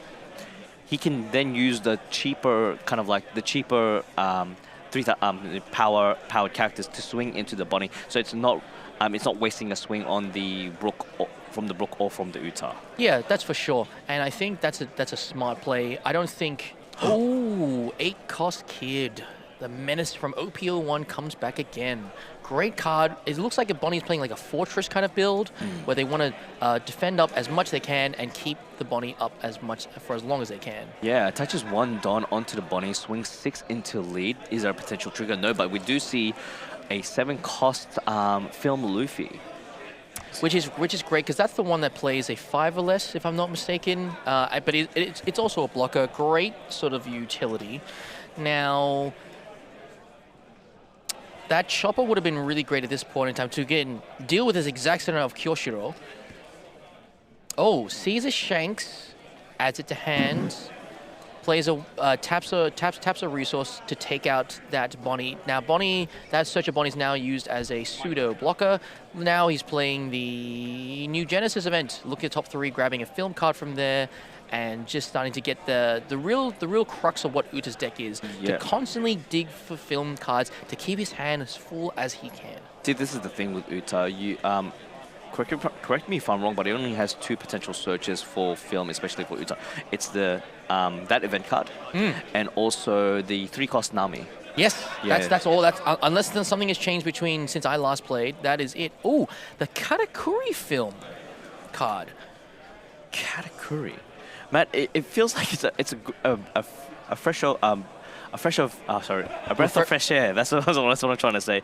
It is definitely a refresher course for us Yeah. here, and here we go. 6 or more rested cards gets plus 2K. Okay, I can see why that card is definitely in the deck because rested cards can include Don. That is correct, and it's interesting because like Katakuri doesn't have the, you may have noticed in the text, it's not during your opponent's turn, or it is constantly plus 2,000 power as long as those requirements are fulfilled.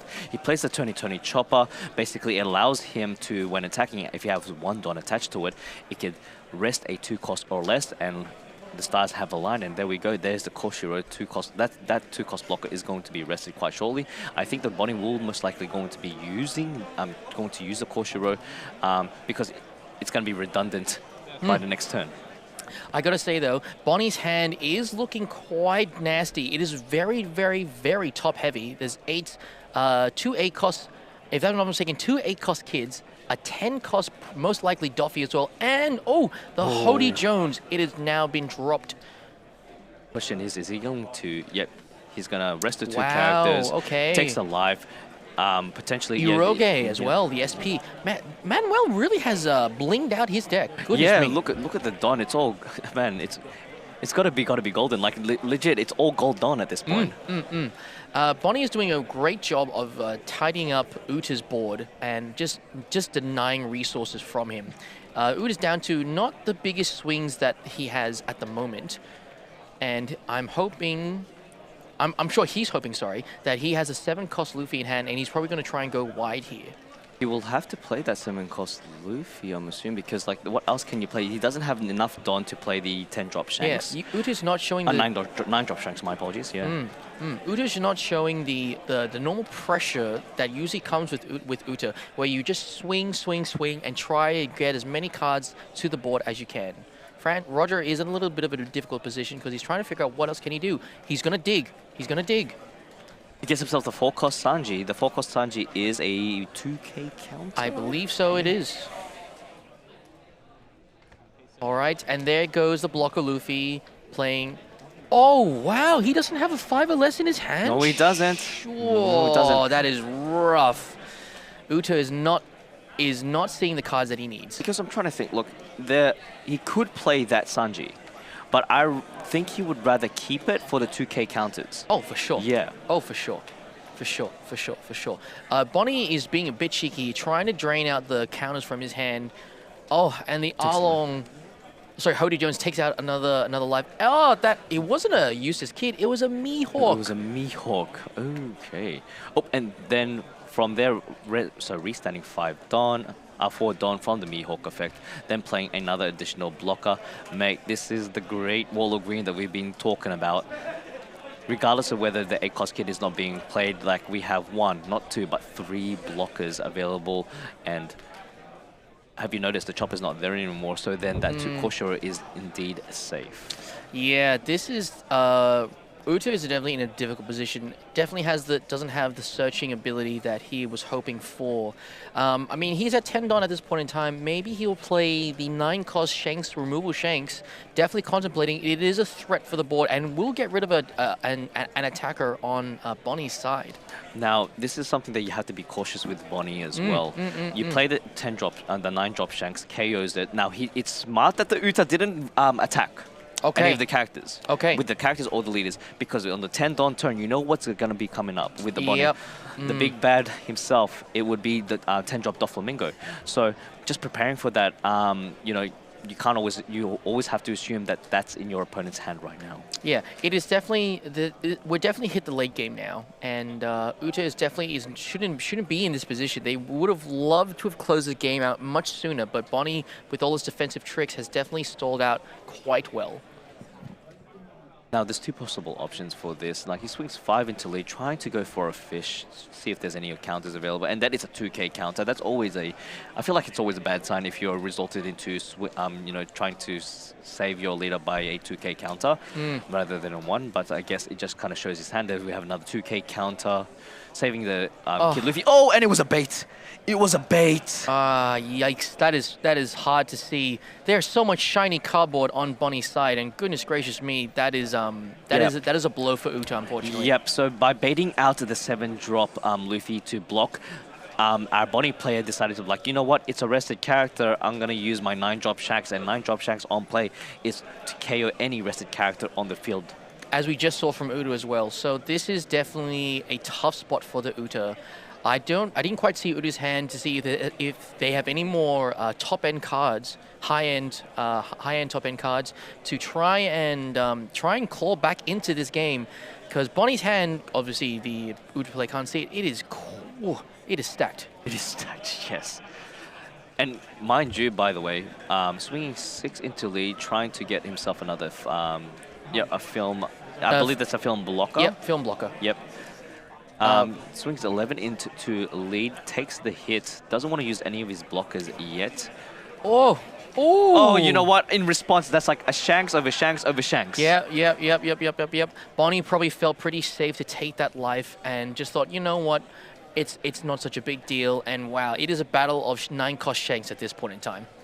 Oh my gosh. It'll be interesting if when it passes over to the Bonnie, it responds by getting himself another 9-cost Shanks. The question is, how many 9-cost Shanks does both of these players have? I mean, Uta is in a great spot because it can constantly keep swinging and keep digging for one, right? Because you just attach 1 Don, you still have 9 Don left. If you get somehow top deck a Shanks, you're loving life. Slam it down. Slam it down. And very wise move that the Bonnie didn't play the 8-cost kid. Because with a cost kit, in order for it to be successful, you need to kind of be more efficient on the field. You need to have it rested, and then I guess it's like he's always assuming, man, that nine drop Shanks always around the corner. Yeah. Now I feel like the Bonnie is definitely second guessing. Oh, swings with 6K, trying to fish for 2K counters, or maybe to get to the Kyosho. Oh, Bonnie is not afraid at all. Takes the life. I mean, Bonnie is in a fairly healthy position. That hand side is massive, and I'm pretty sure that is a 10 cost Doflamingo in his hand. It is. He doesn't have any blockers open, and by kind of like establishing, by freezing not just the Uta, the Shanks, and also the Katakuri, yes, he's got one massive swing to worry about, but at the same time, Uta won't be able to, well, he can use the restand ability, invincible, to kind of, go set it as active again. However, I don't think it's with that 3-cost Don investment, I don't think it's going to be worth it. So I think he will just have to, here we go. A cheeky 5K swing, 2K. swinging with a blocker as well. He's not scared. Oh wow, he's just going for it. He's just trying to make Uta commit resources. The 10-drop Doff is going to be dropped for sure here. I feel he's just baiting it out. 9 into 6. So 11 to 6. Yep. Oh no! No, my mistake. My apologies. He goes for the Captain Eustace Kid. Okay. Oh, but he's got Tashigi in hand. He's not scared. Yes, that's. He's not scared. He's not scared. He's not scared. Because it feels like that's coming out. Yep. Okay. That makes a lot of sense. That makes a lot of sense. Yeah, he's not scared of another Shanks whatsoever. Bonnie is in a very healthy position. Got a blocker. Uta does have three swings, right? Because Bonnie's definitely going to rest one because he's got one Don up. Swings. Has to go for it. Has to go for it. Rest the other Shanks. Yep, goes for the blocker. This is a scary spot for Roger to be in. Oh my goodness. He goes for it. He's going to restand. He'll have to restand at this point, right? Yep. Uta playing Zoro, apparently. Countering out. Yeah, wow. This is Fortress Bonnie at its peak. Yeah, 13, another 11, 12 into lead. Oh, well, no, 12 into use the... Sorry, 12 into use. My apologies. Yeah, well, it's effectively its new leader, right? Effectively, right? Effectively, right. All right, so you're right. I feel like if this is a time now to slam down the Doffy, I feel like he's going to slam it down now. 5 into lead. He's fishing for counters out of his hand, for sure. Self a 2K counter. 9K. Oh. There it is. There it is. It's frozen. It's frozen. Luffy, what are you going to... Like, I'm just looking at the Uta's cards right now. It doesn't seem that he has... he's only got one blocker available, which is the Bluno. Yeah, his name. Bluno. Yeah. But he's a weird chibi art form from the movie. Yes. I can't quite see what that event is in Uta's hand. That's a 3-cost. Is that the untapped one? Surely not. There's only one untapped. It is... Is that 3 I'm Invincibles? Or is it backlight? Maybe it's backlight? I can't quite tell from this angle. It's is it a 3-cost or 2-cost? 3-cost. I'm pretty sure it... I am fairly certain that it's a 3-cost. I'm trying to think. I'm just trying to match the pictures. Yeah. Yes, it most likely is I'm Invincible, but it's just a different alternate art. It's probably this one, yeah. Okay. Because there's several alternate arts with I'm Invincible. Yeah, so that's why I'm a bit unsure about that. Bandai really love Uta, and it's a great character, and they're definitely trying to promote the character as much as they can. The Monkey D. Luffy is a little bit bigger because Uta is rested at this point in time. And okay, yep. Okay, we are blockering up. Yep. Makes sense. Is he going to swing with the... Oh, he's replacing it with what? With an Abuno. Okay, blockering up. Bonnie has some pretty juicy swings, and that Tashigi is not going to disappear anytime soon. Is that another 10-cost Doffy in hand? I hope it is, because this is going to be the second turn. It's gonna... Yep. 10K going at life. It'll have to be a block from the with the Bluno. Yeah, I suppose so. Because it's kind of risky, right? It's kind of risky going down to 0 life. Granted, Bonnie doesn't have any unblockable cards. I don't think. Oh, he's going to 0. He may not have, Bonnie may not have any unblockable cards, but also you got to think about Hody Jones. Oh gosh, darn it! Yeah. That is frozen again. Yep. The same 3 cards. Or even Dead Man's Game that you could rest. Oh, okay. All right. That's This is grim. This is honestly hard to watch. is our Uta player going to use? I don't think he's going to be. Maybe he might be swinging with his Monkey D. Luffy with the 7k swing, but I don't think that's going to be it's kind of a risky situation because there's so many cards to think about. You have potentially Dead Man's Game that can rest 2 cards. Yep. Okay, it rests 2 cards, whether it be character or Don, regardless of its cost limit. And Bonnie has a very healthy hand, 6 cards. I haven't really seen much of what is in Bonnie's hand, and it looks like it's a lot of counters. This is a difficult spot for Uta to be in, and I think it's probably run out of gas because the Uta leader is rested. It can't dig. Yeah. Roger can't dig for more cards. Back-to-back Doffies, that is absolutely painful. I mean, that is the classic play Yeah. of Bonnie. Classic play. Just wants to press, get to 10 Don, hold out, and then just try and take game from here. 10 Don available, still thinking. Is it worth? He's got the Hody Jones? Yes, he does. Yes, he does. Now, I don't know how far Hody Jones will get him, right? Because that's really only 2 attacks. Yep, that's right. He's got 2 lifesteal. He needs that 3rd for the lethal, and Bonnie still has 1, 2, 3, 6 cards in hand. Yeah, plus 2 life. This is a. I don't know what Uta can do here. Really, I think Uta has to go for board somehow to just try to get rid of some of these attackers. But Roger is definitely contemplating and is definitely in a hard position. He's trying to think of options that he's got at this point in time. Those 2 I'm Invincibles have just been sitting in his hand, and I think it's a bit like, you know, It's unfortunate. It's a very unfortunate. Like back-to-back Doffies is just puts a halt into things. Not only that, Uta, I'm fairly certain at the start of this game, Uta had to mulligan, so he's just not seeing the cards that he needs. There you go. That is a 3rd Doflamingo in his hand. That is the event counter. Oh, my Yeah, apologies. It just has Doffy art on it. Yes. Can you imagine if he had a 3rd? Oh my gosh, stop. Can you imagine? Can you imagine how much of a BM that would be? Oh my. Roger is thinking hard. Definitely a rough spot to be in. It's so tough. I mean, you've already tried your best to establish board. He gets his Hody Jones. He's playing the Hody. Yep. I think he'll try to get at least get rid of 1 body potentially. Yeah, because I mean, Tashigi is 4K, but sure, he can. Bonnie can still swing with it. Yeah. That makes 6 attacks. Yeah. Bonnie really has a strong hand at this point in time. A handful of counters by the looks of it, plus the 0 cost, plus the 0 cost event. Yep. Oh, Wow! he swings with the blue note, so 5,000. He's going for game. He has to go for game. Yeah, plus 1,000, 7,000 into lead. Yep. Finishes it off with a 8k into lead. Takes a life, passes turn, and at this point he just has to, This is game. This is, yeah. Surely. GG. Wow. That was unfortunate for Uta.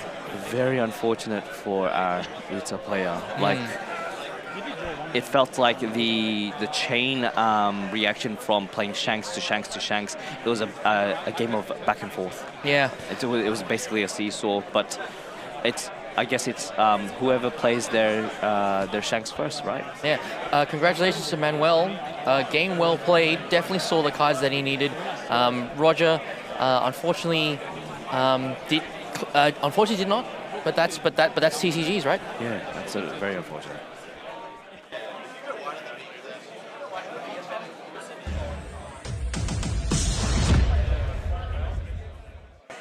What an insane game. What an absolutely insane game! Oh my goodness, I was hoping the Uta would come back from that.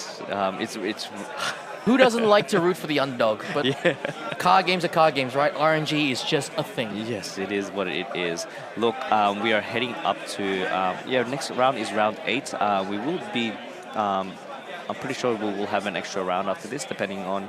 We don't have any pair downs. Oh no, we will have a pair down next game. So we'll see how we go. Other than that, we will be back shortly. Catch you then, guys. See you later.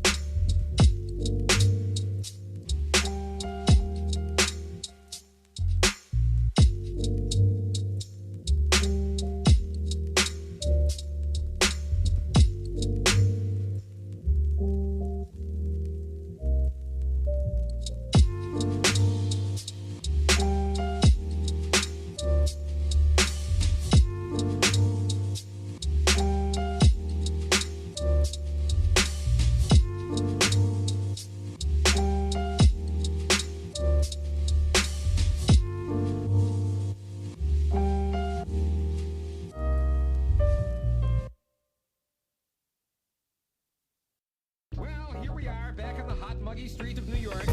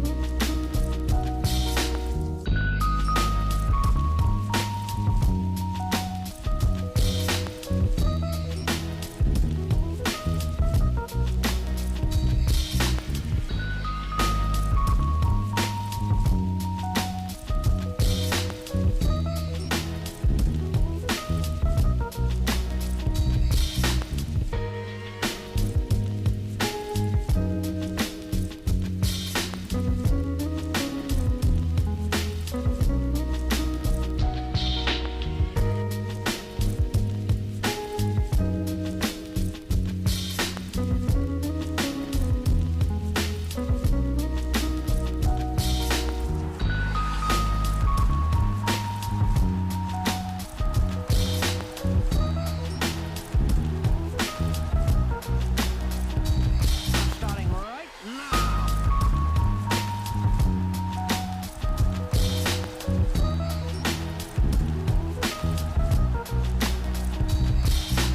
Sound was the weapon, all right? What could it have been? I don't know, but let's get out of here.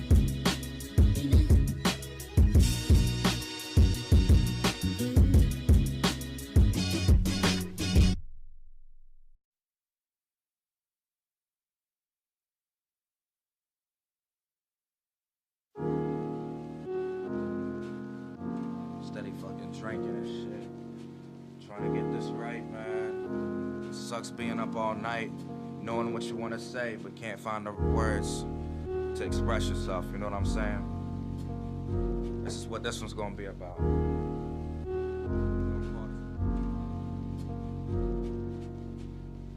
You know it sucks when you can't write from your heart. When you're up until 3 a.m. looking for words in the dark, grabbing your head, drinking instead of hustling for that bread. This need to escape, playing a game of chance like roulette. Live with no regrets, give it your best instead of pleasing people.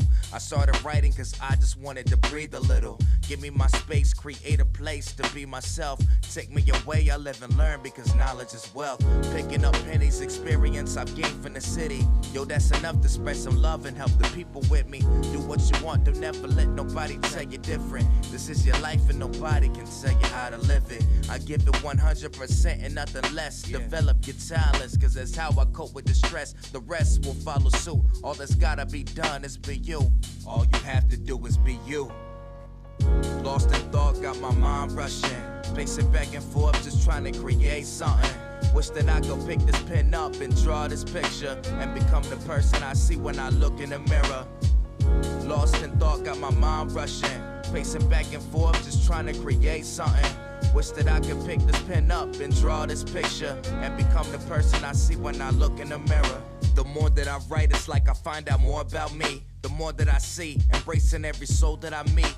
From Colombia to Vegas, I love the places I've been. When I search for inspiration, you know I just look within. Spending these minutes, testing my limits, constructing sentences. Passing emotion, that's how you feel what my lyrics is. Different perspectives is all that I really search for. When opportunity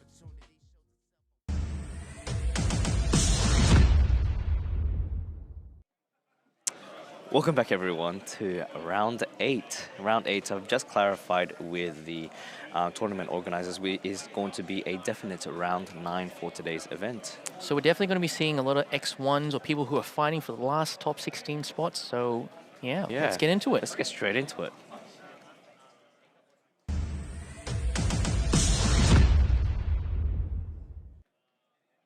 What's the matchup? Oh, goodness me. It's a familiar face. It is Reiju against Yellow Kid. Oh. Both X1, I believe. Yes, both X1. Both X1. We have seen the Reiju player on stream before. Good luck to both players. This is definitely a very tight match because they're fighting for day 2 spots. That is correct. With Yellow Kid, with Yellow Kid, it is going to play a lot of cards that are going to be either trashing. There's one specific card I can't wait. Maybe especially it's quite common in yellow in Kid decks. It's that 8-cost Kid. Very scary. It allows things. If your opponent has 2 or less life, drawing cards. It just does a lot of things and makes things quite chunky. Yeah. For the people at home, this is what Eustace Captain Kid does. So end of turn. From OP10. On OP10, yeah, you may turn 1 card from your life cards face up. If you do, set up to one of your Supernovas type characters with a with the cost of 3 to 8 as active. That character gains blocker until the end of your opponent's turn. All right, Reiju is going first. A little bit of a slow start, I have to admit, because no German Kingdom stage has come down. Eustace Kid doesn't do anything else on turn 1 as well. We now on Reiju. Swing for 5. Okay. Trying to chip him down. Eustace Kid is a 5 life leader, so definitely need to get those swings in early. I think he has a potential trigger in hand as he's just contemplating whether to activate it or not. And he does. He gets himself a Basil Hawkins. Draw 2, trash 1, I think. It's draw 2, trash 1. That is correct. Great trigger to have just to filter through to your cards. Digging for answers, really. Yeah. Let's see what he decides to choose here. Gets rid of the 4. So that is a 2k counter, by the way. It's a promo law. Yeah, Ooh, here we go, the Porsche. Here we go. Looking at the top 5 cards, getting a 4k power or less to hand, or a... Oh, he whiffs! He whiffs. So despite Porsche not being a German Kingdom, on play Don -1, look up to the 5 5 cards at the top of your deck, and you get to reveal up to 1 Foxy Pirate. Now we know that Foxy Pirate isn't played in Reiju, so minus the Tony Chopper. minus the Tony Chopper. Then if you do, then you can place up to 1. Sorry, then you can basically place up to rest at the bottom of your deck, and then play up to 1 purple card with 4 cost with 4,000 power or less from your hand. So that enables you to play your Germa Kingdom kids onto the field. I misspoke earlier, and it's clearly been a little while since I've played Reiju, but that Porsche is great for looking for answers, and it looks like he had a bottom deck in Ichiji, which will hurt the Reiju player's long-term plan. Oop, the Germa Kingdom has come down. His engine is live. The top, I guess the big Reiju is now online. He finds an Ichiji, a baby Ichiji from his deck, and I'm assuming he's going to slam it down now.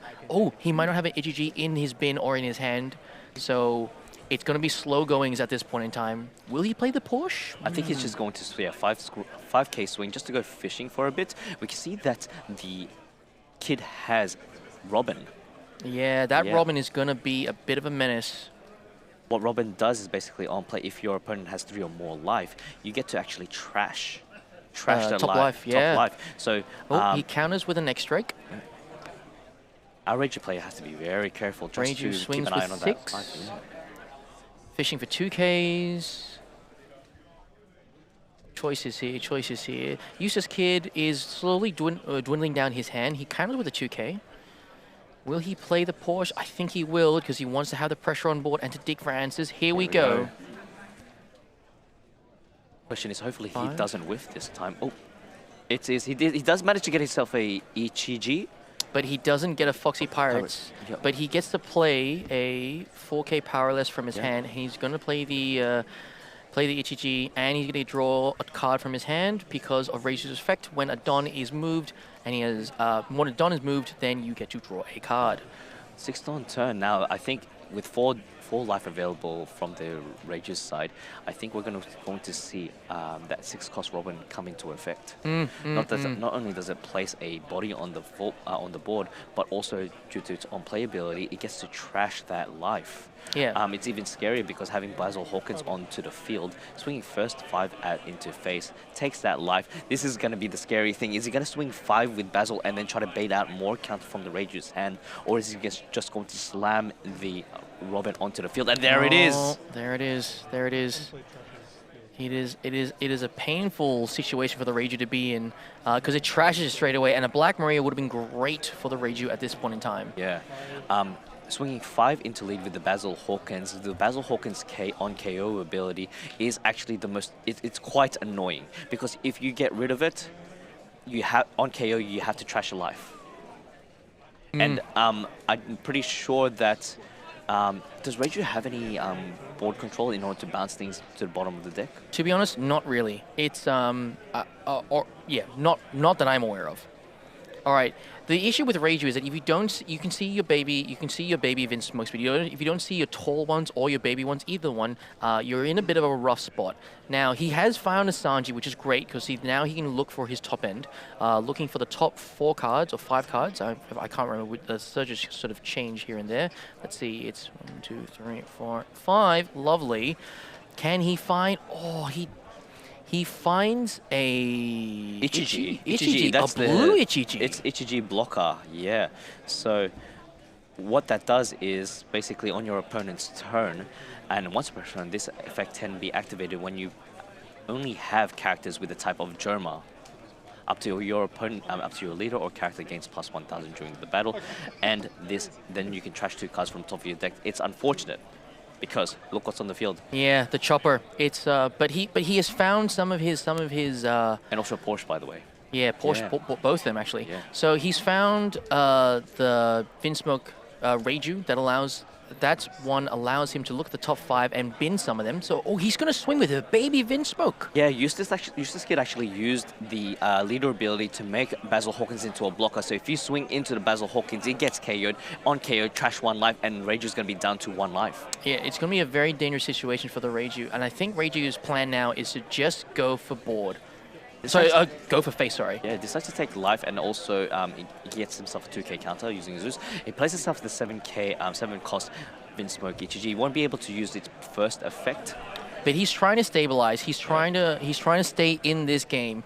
Eustace Kid is hitting the eight Don turn, and that's when scary stuff does come out for yellow, especially. And he counters With the Kuma. That is interesting. I would have thought Kuma would have been safe for later on. Yep. Here we go. Now we're swinging with another Porsche. Do you think that he's going to block with the Basil Hawkins and then going down to, in preparation for 8 Don, the 8 cost kid will be in effect? And it'll... Highly possible. I don't see. I can't see Floyd's hand or the Eustace Kid's hand. And it's difficult to see if he has that Eustace Kid in play already. Oh, he takes the life. No trigger. No trigger. Reiju is now thinking of what to do next. Swing for 9K. I can't lead. Sorry, so 8K at lead. He's the dice to symbolize he's used the ability. Sorry, my apologies. So he's swinging for 8K. Oh, he takes the life. Do you think that the Eustace Kid is all nothing but bricks in his hand? Quite possibly. Now the Reiju definitely has blocked up. He's ready for a few attacks. He's got 3 blockers. He's got 3 blockers on board. So I don't know if the Eustace Kid can finish the game right now, but we will see.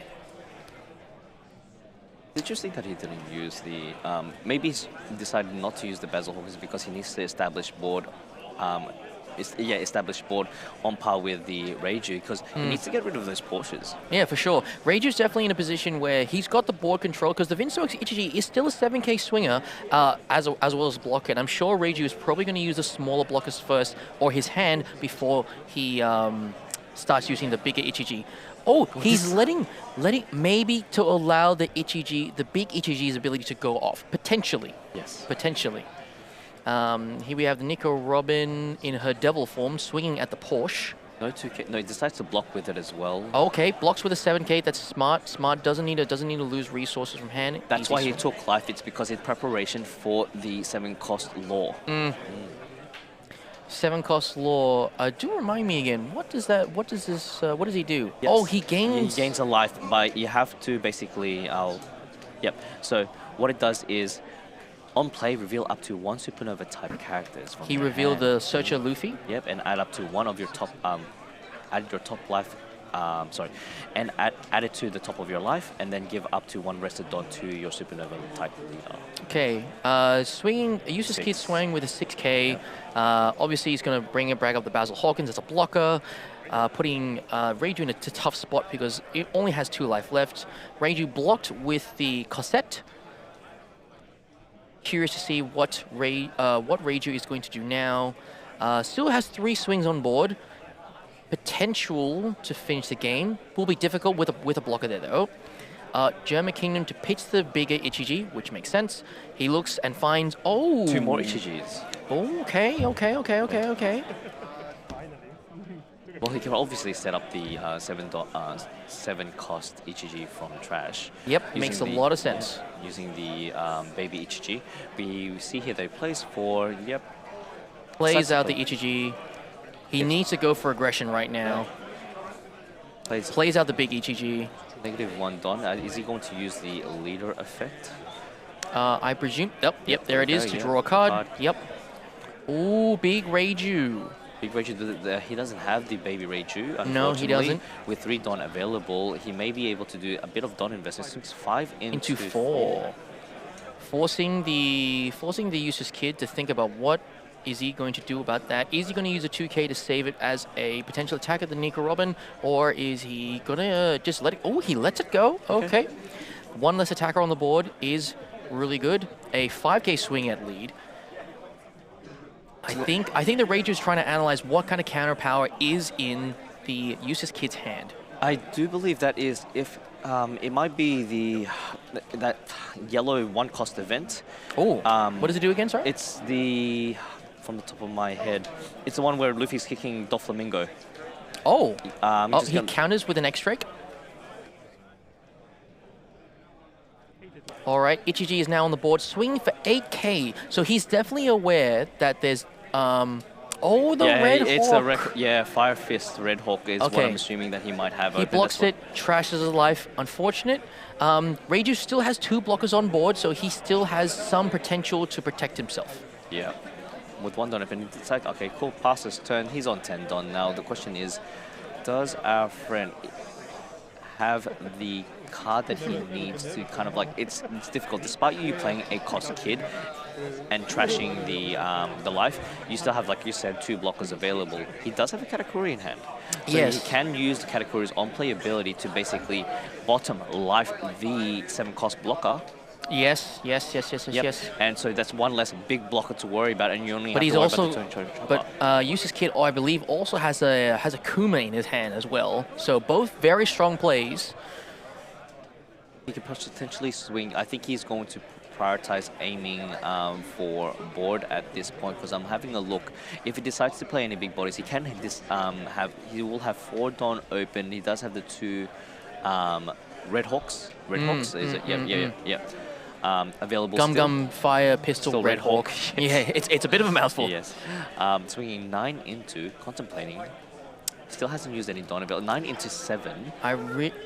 Ooh, oh yes. Hell's Judgment. Hell's Judgment. Hell's Judgment is going off. There it is. So Hell's Judgment Is minus 3k to Yep. 2 things. Yep. So the Trafalgar Law is now only a 6k, and Eustace Kid is now only a 2k swing. A great saver from the Reiju. It's a great card. A lot of people forget about it. It's quite old. OP2, OPO2, if I'm not mistaken. OPO2, that is correct. One marginal between out.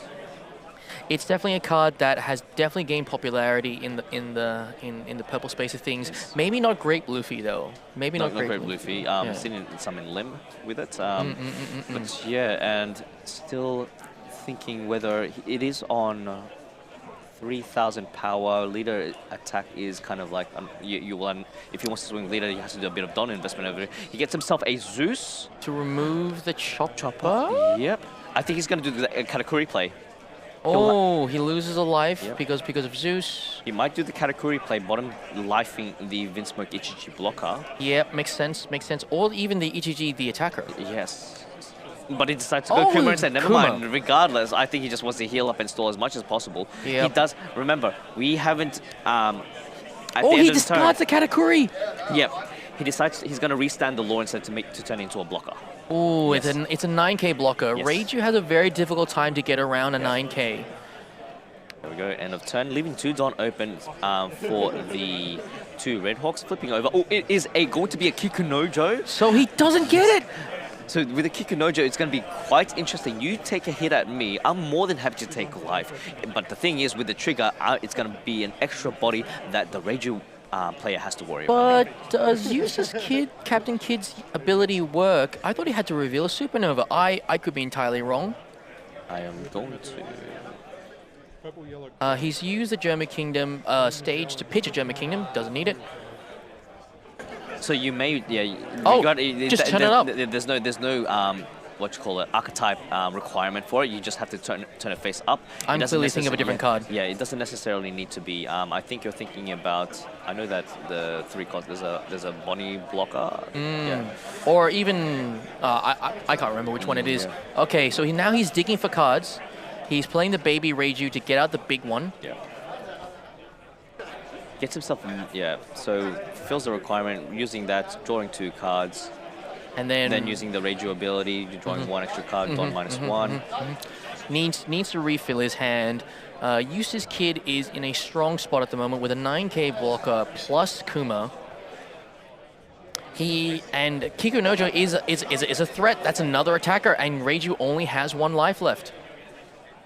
What can Reiju... I'm curious to see how Reiju will get out of this, because any sort of easy swing, I feel like the Eustace Kid is definitely just going to let it go, and Kikunojo is just going to come out. Yeah, it's going to be quite interesting due to the fact that he doesn't have Hell's Judgment. He does the only thing that he can that he has to use as for the crackback is his counters in hand, the character counters. We do see a couple of 2k counters there in hand, but the really scary thing, and Kikunojo takes swings into lead. Yep, it was bound to happen.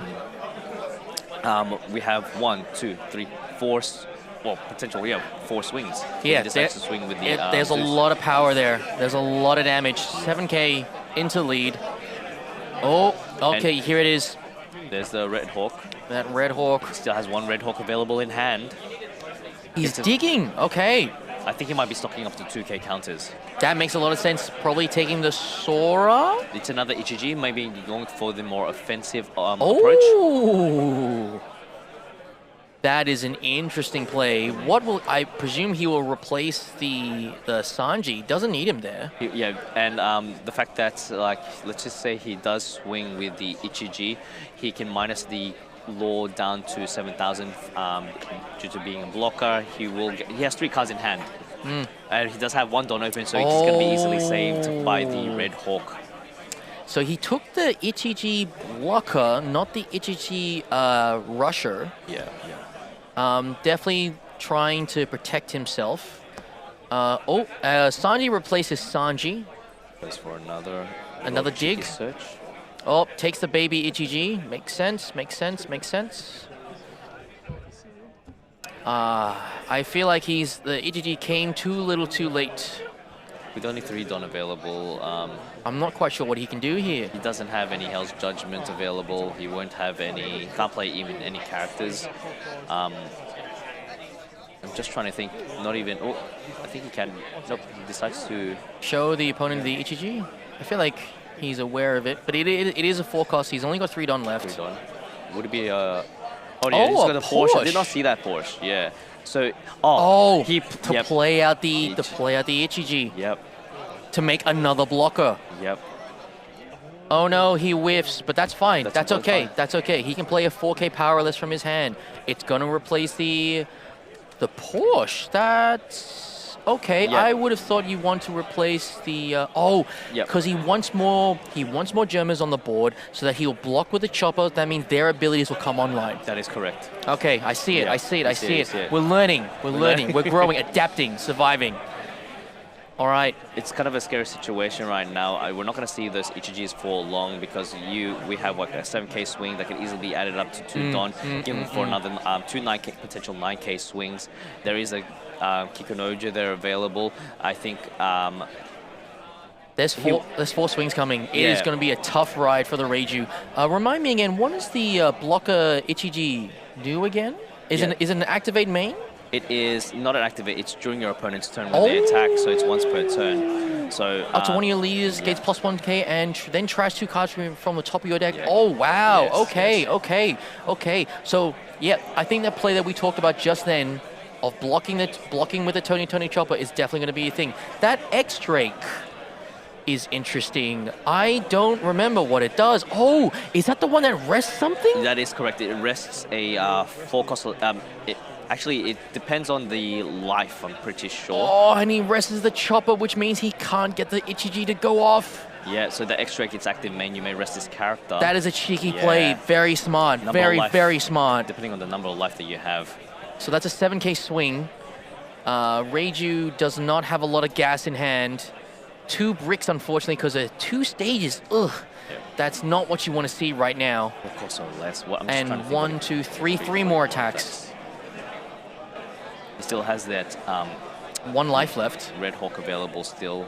Oh, counters out. 3 and a 2. So 2 and a 1, 2 and a 1, my bad. A 2 and a 1 to make it 3, but yes. Yeah. Still has 3 more attacks. So unless something happens here in terms of removal, I feel that the Reiju may survive. I couldn't quite see what was in the Useless Kid's hand. Yeah. So a 7K swing. It's a pitch up. Oh, he decides to take it here. I think he's just trying his best. It's interesting. He won't be able to use the Ichiji effect. There you go, Ichiji, get out of here. Yep. Oh, the Useless Captain Kid, unless he commits Dawn to it, isn't going to get through. Do you reckon he'll risk it for the biscuit, do some Dawn investment onto that Zeus, potentially swing? Let's just see how many more cards he's got. He got 6 Dawn available, so 5, 6. He could go 6, 7. I didn't even consider the Zeus. That is a good point, because a 6/7 could spell the end of the game for Reiju. I couldn't see what card the Reiju drew. So I guess the order of operations is really important here. Yeah. Because we know that the Reiju has 2 event cards in hand, but I'm pretty sure they're 2 stages. I believe there are 2 stages, so Yeah. those aren't going to help him. Those aren't going to help him. Will the Useless Kid commit to trying to finish out the game now, or will he play it safe? Because you're right, Zeus is an attacker. I didn't even consider it till just then. Either way, Because if he swings now with... Oh, it's a 9K 9K swing. swing?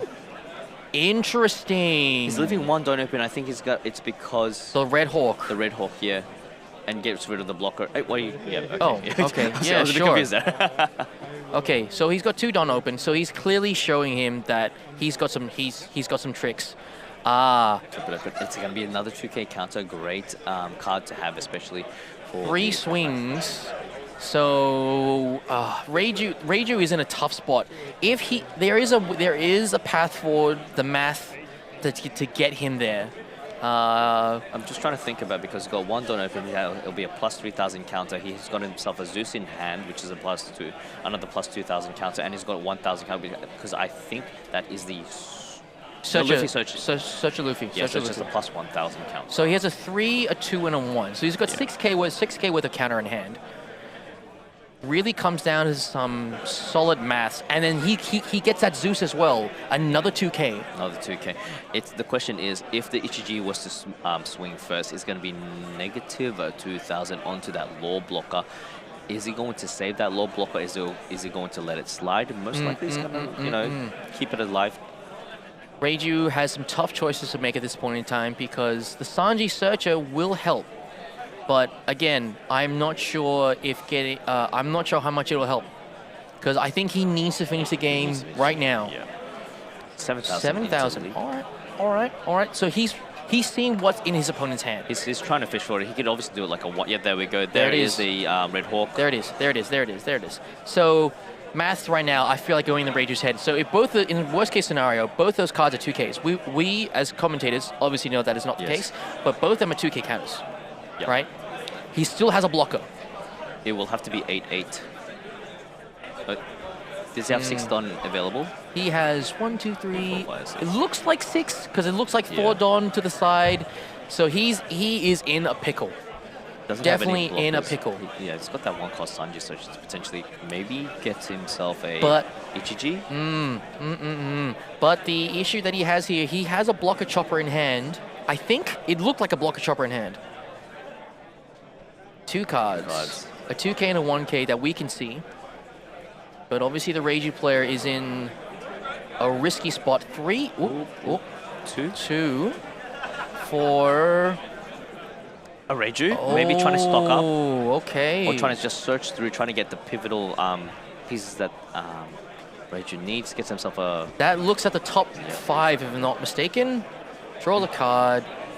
1, 2, Bigger 3, ability. 4, 5. Grabs 1 and he trashes the rest. Yeah. So he's looking for answers. He's looking for ammo. He's now gained another attacker though.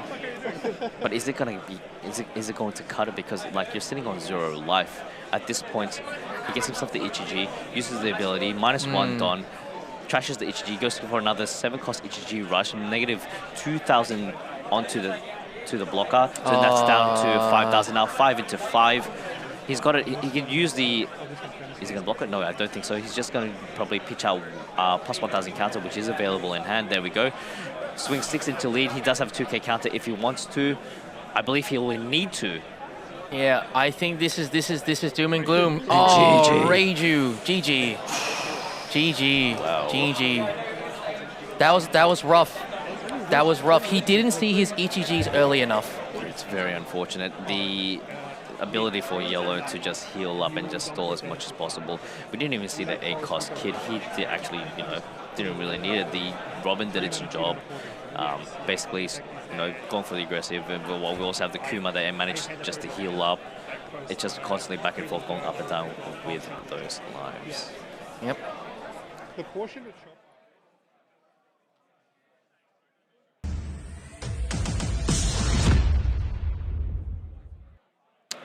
That was, I feel so bad for the Reiju. We saw him earlier on in the day.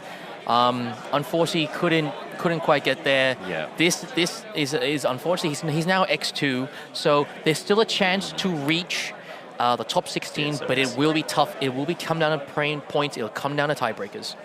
In saying that, we'll go for a short break. We're wrapping up round 8, and we're gonna please stay tuned for the final round for day 1. See you back shortly. Bye, everyone.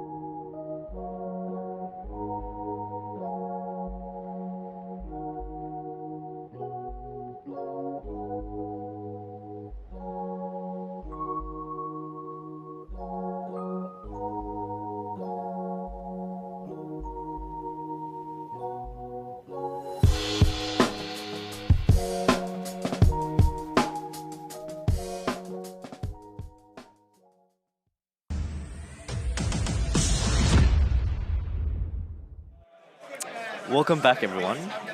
We are finally commencing with the last round of today, round 9. So we thought we would, instead of going with the undefeated, we're going to go for the people who are really battling it out for the top 16. So we have 2 players here who are currently 6-2 and fighting for those last few spots to make top 16. Enough of our yapping, let's get just straight into it.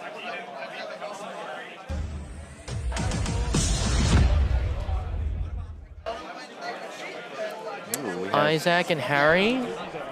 What do we... Shanks and GP Luffy. Shanks and GP Luffy, wow. Now, I have spoken to Isaac in the past on my own personal channel, Hobby XP. He did well in a treasure cup online, so let's see how he fares here today.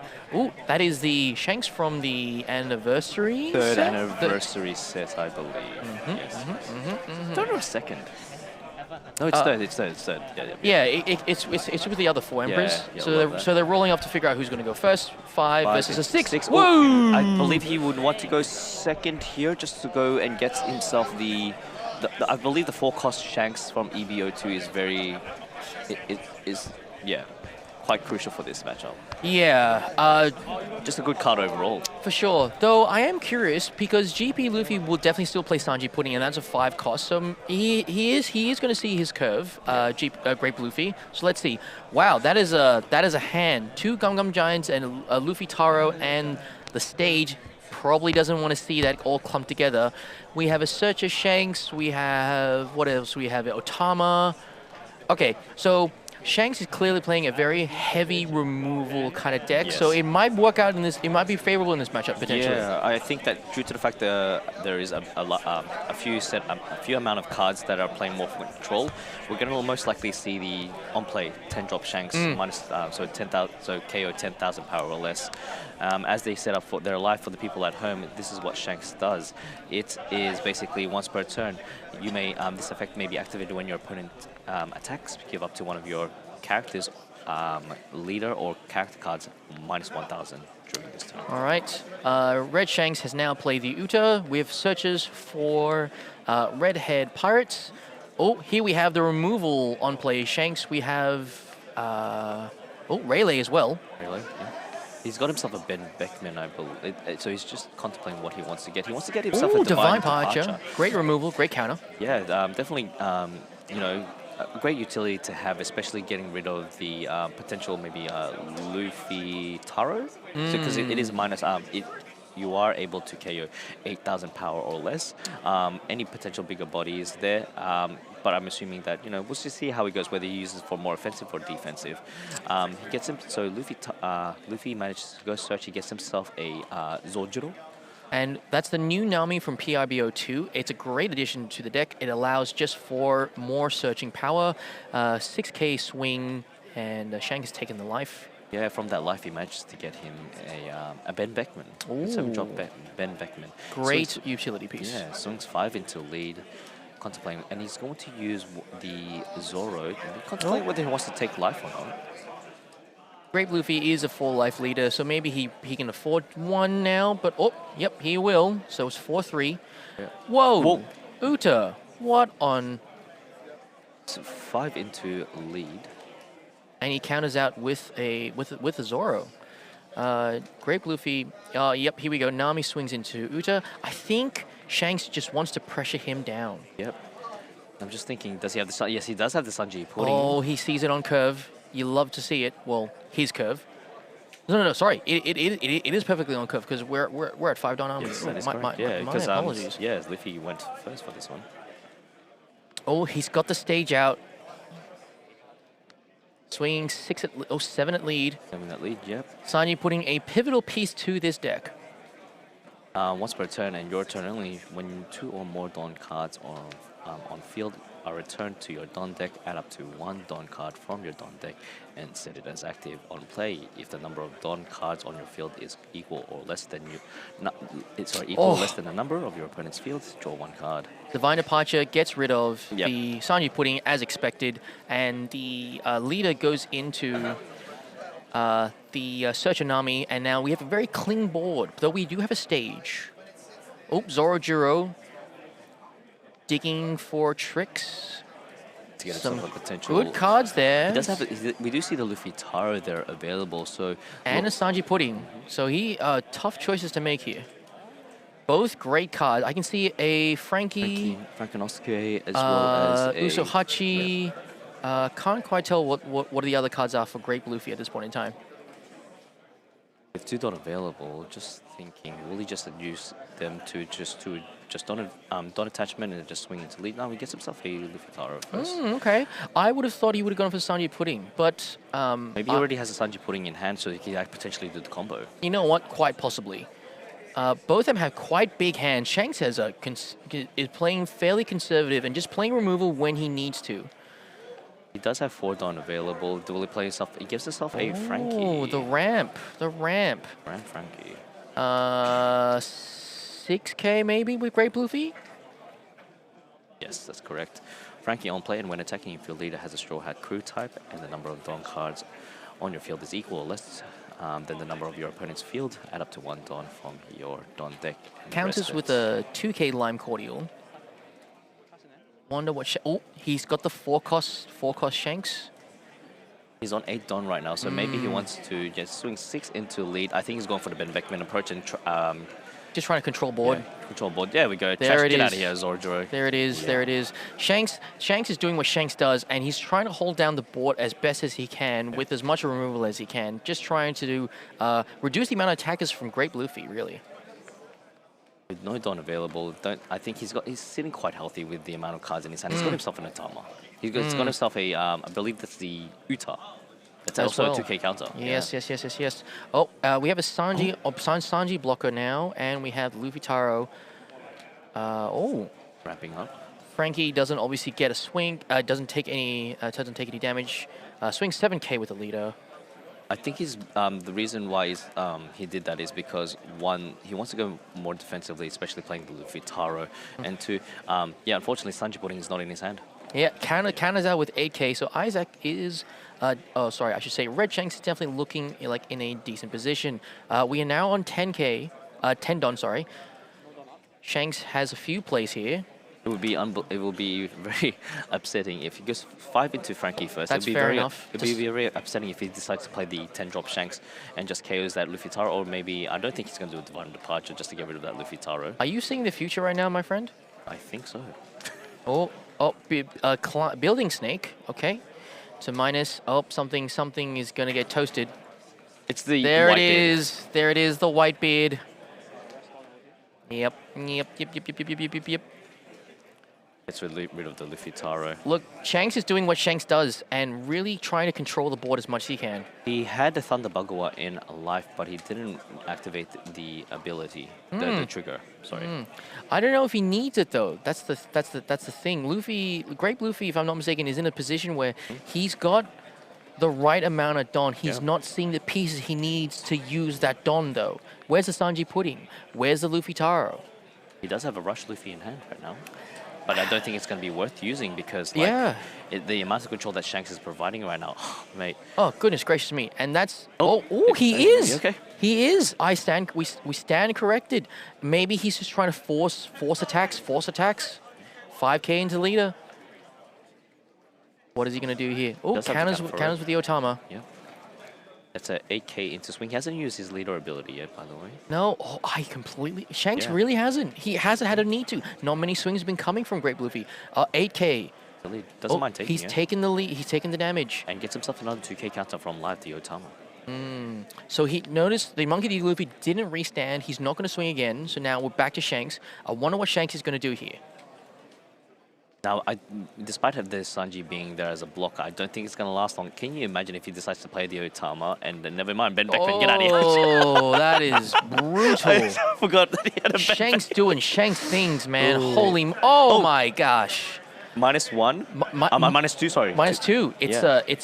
it's a 5K. I'm presuming he's going to use the Shanks to swing in with the 5K into it, or he's going to use some other trick. He's just going to bait it out. Let's see. He's going to go fishing. Ben Beckman, 7 into 5. That's going to be rough for Grape Luffy. Oh, he's got the Bagua. Very nice, very nice. That's that's it. That's good. That's a good use. 7 into it again. He's going to fish it out. He does have a 2K counter, but I don't think he needs- needs 8. No, he still has a counter available, but he's got 2 Hisachis. Right, and he still has the Whitebeard to swing into it as well. He's gonna let it go. He's losing too many resources. Wow, this Shanks is on fire right now with the amount of control that he's kind of displaying on board. This is really what I mean. Shanks has become the new mono black deck, similar to what Blackbeard and Lucci was, except you're now just dealing with power. Yeah. Oh, using the Merry-Go as a stage to dig for cards. Smart. Grape Luffy is looking for answers. What do you think is a possible card that would save him in this situation? He's got 1 life left. Honestly, if I was him, it's tough. He is really digging for answers. He's looking at the Merry-Go. He's looking for Nami. Gum Giant, that is something, but there's 4 attacks coming next turn. Assuming nothing else comes out from Shanks, right? Gamma Knife. Okay, cool. Wow. -5K to something, and I'm sure he's going to swing the Grape Luffy into it to stop it? To get rid of it? -5K. Oh, the new Zoro from PRB02. 6K into, I believe it's a 3K now, because, yep, into 3K, because I believe the Whitebeard is a 3K. Because of the minus from Gamma Knife. Doesn't need to save it. Decides to let this go. Now we have one blocker there. He does have the Gum Giant. Yeah, sure. Let's have a count though. 1, 2, 3, 4, 5. If he decides to use the Gum Giant, he's going to be left down to just 3 Don and then 5 Don in his next turn. What can you possibly play with 5 Don? You won't be able to play your Rush Luffy for the closer. I'm assuming that he might have another Zoro blocker. He will need to leave at least 1 Don up if he decides to go and he decides to take life. He's hanging on. He's hanging on, swinging for another 8. Is he gonna... Oh, 2. Okay, so he lives. Yeah. Remind me, what does that Zoro do again? It's a blocker. So apart from being a blocker, you have the ability on your opponent's attack. Oh, he blockers up.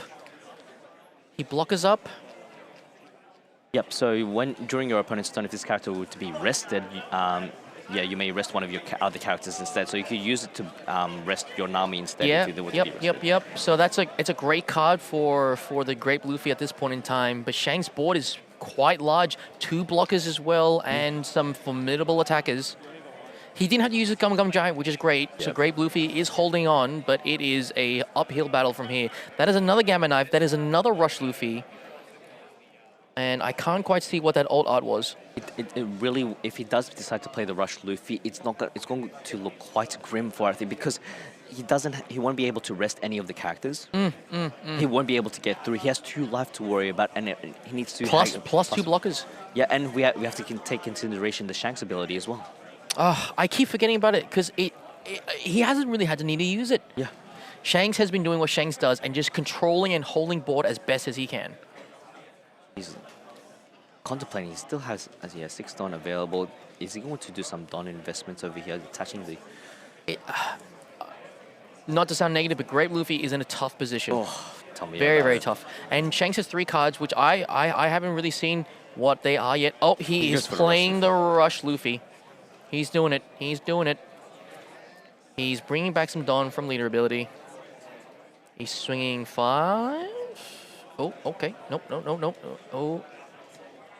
He's thinking about it. He can't. Hopefully, he doesn't swing for 5 because, like we said, Luffy hasn't used his leader ability. mean yet. Shanks hasn't? Oh, sorry. That's right. Thank you. Shanks Yeah. hasn't used his leader ability Oh, yet. Lucky Rube blocks and destroys a 5k less. Yes. Oh my gosh. 6k, original 6k power or less. Yeah. So he's hoping that the Rush Luffy will get there, and he won't use his ability. Yeah. So he's swinging for 8k at the moment. So he's really fishing out for what is in Shanks' hand at the moment. So, That's the block. did he use plus leader ability? Okay, so that's Shanks' 8k Yeah. plus leader ability, Yeah. so 7k swing only. Yeah.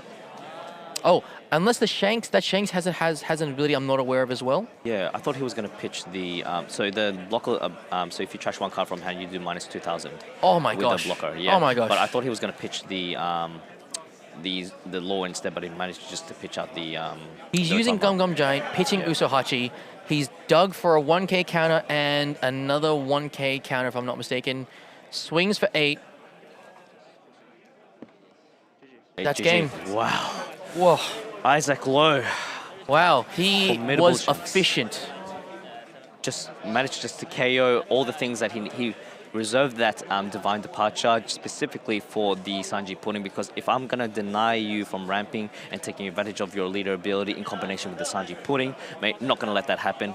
He played smart. He Yep. played efficient. He knew what he was aiming for, and yeah. That's what it is. Congratulations on Isaac.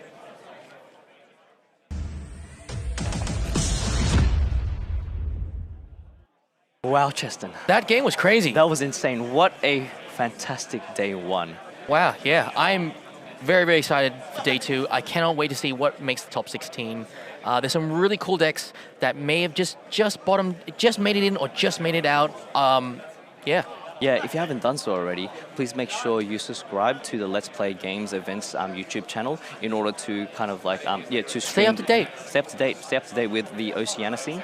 Other than that, we'd like to just thank all the players that have participated in day 1. It was so awesome to see non-meta decks. We got to see a Reiju. We got to see a Yellow Uta. Kid. We got to see Green Yellow Uta. Kid. Yeah. It was absolutely fantastic. Great energy from all the participants. Yeah. Fantastic event by the Let's Play Games team.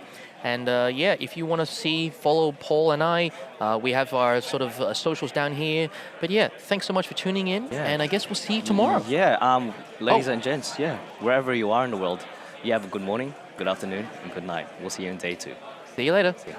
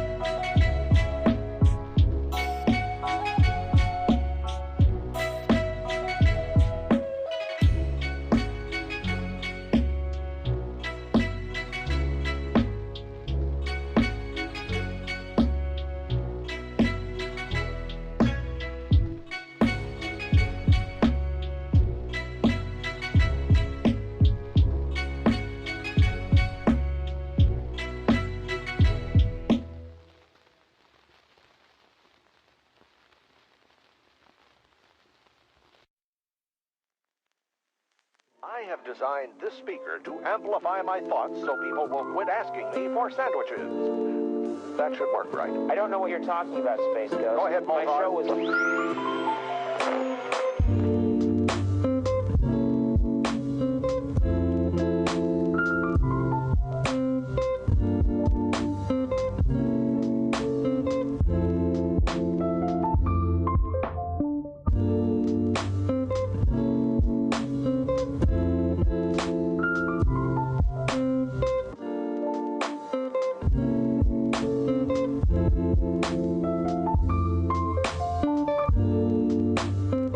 Yeah, we poked you with sticks till you fell down.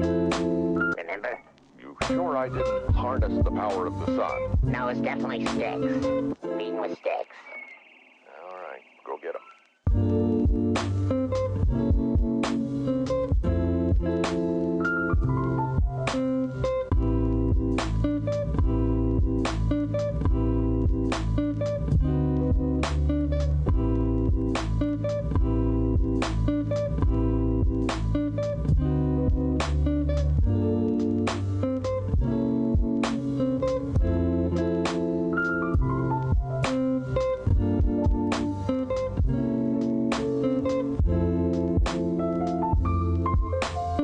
How's it going, man? Ow! No! Ow! Ow! Not there! Ow! Ow!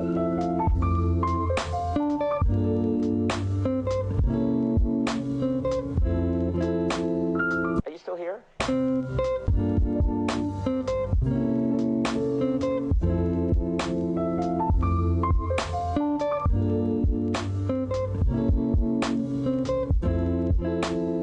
Welcome to the program. I'm sorry. I thought the show was over. It started? Yeah, oh yeah. Okay.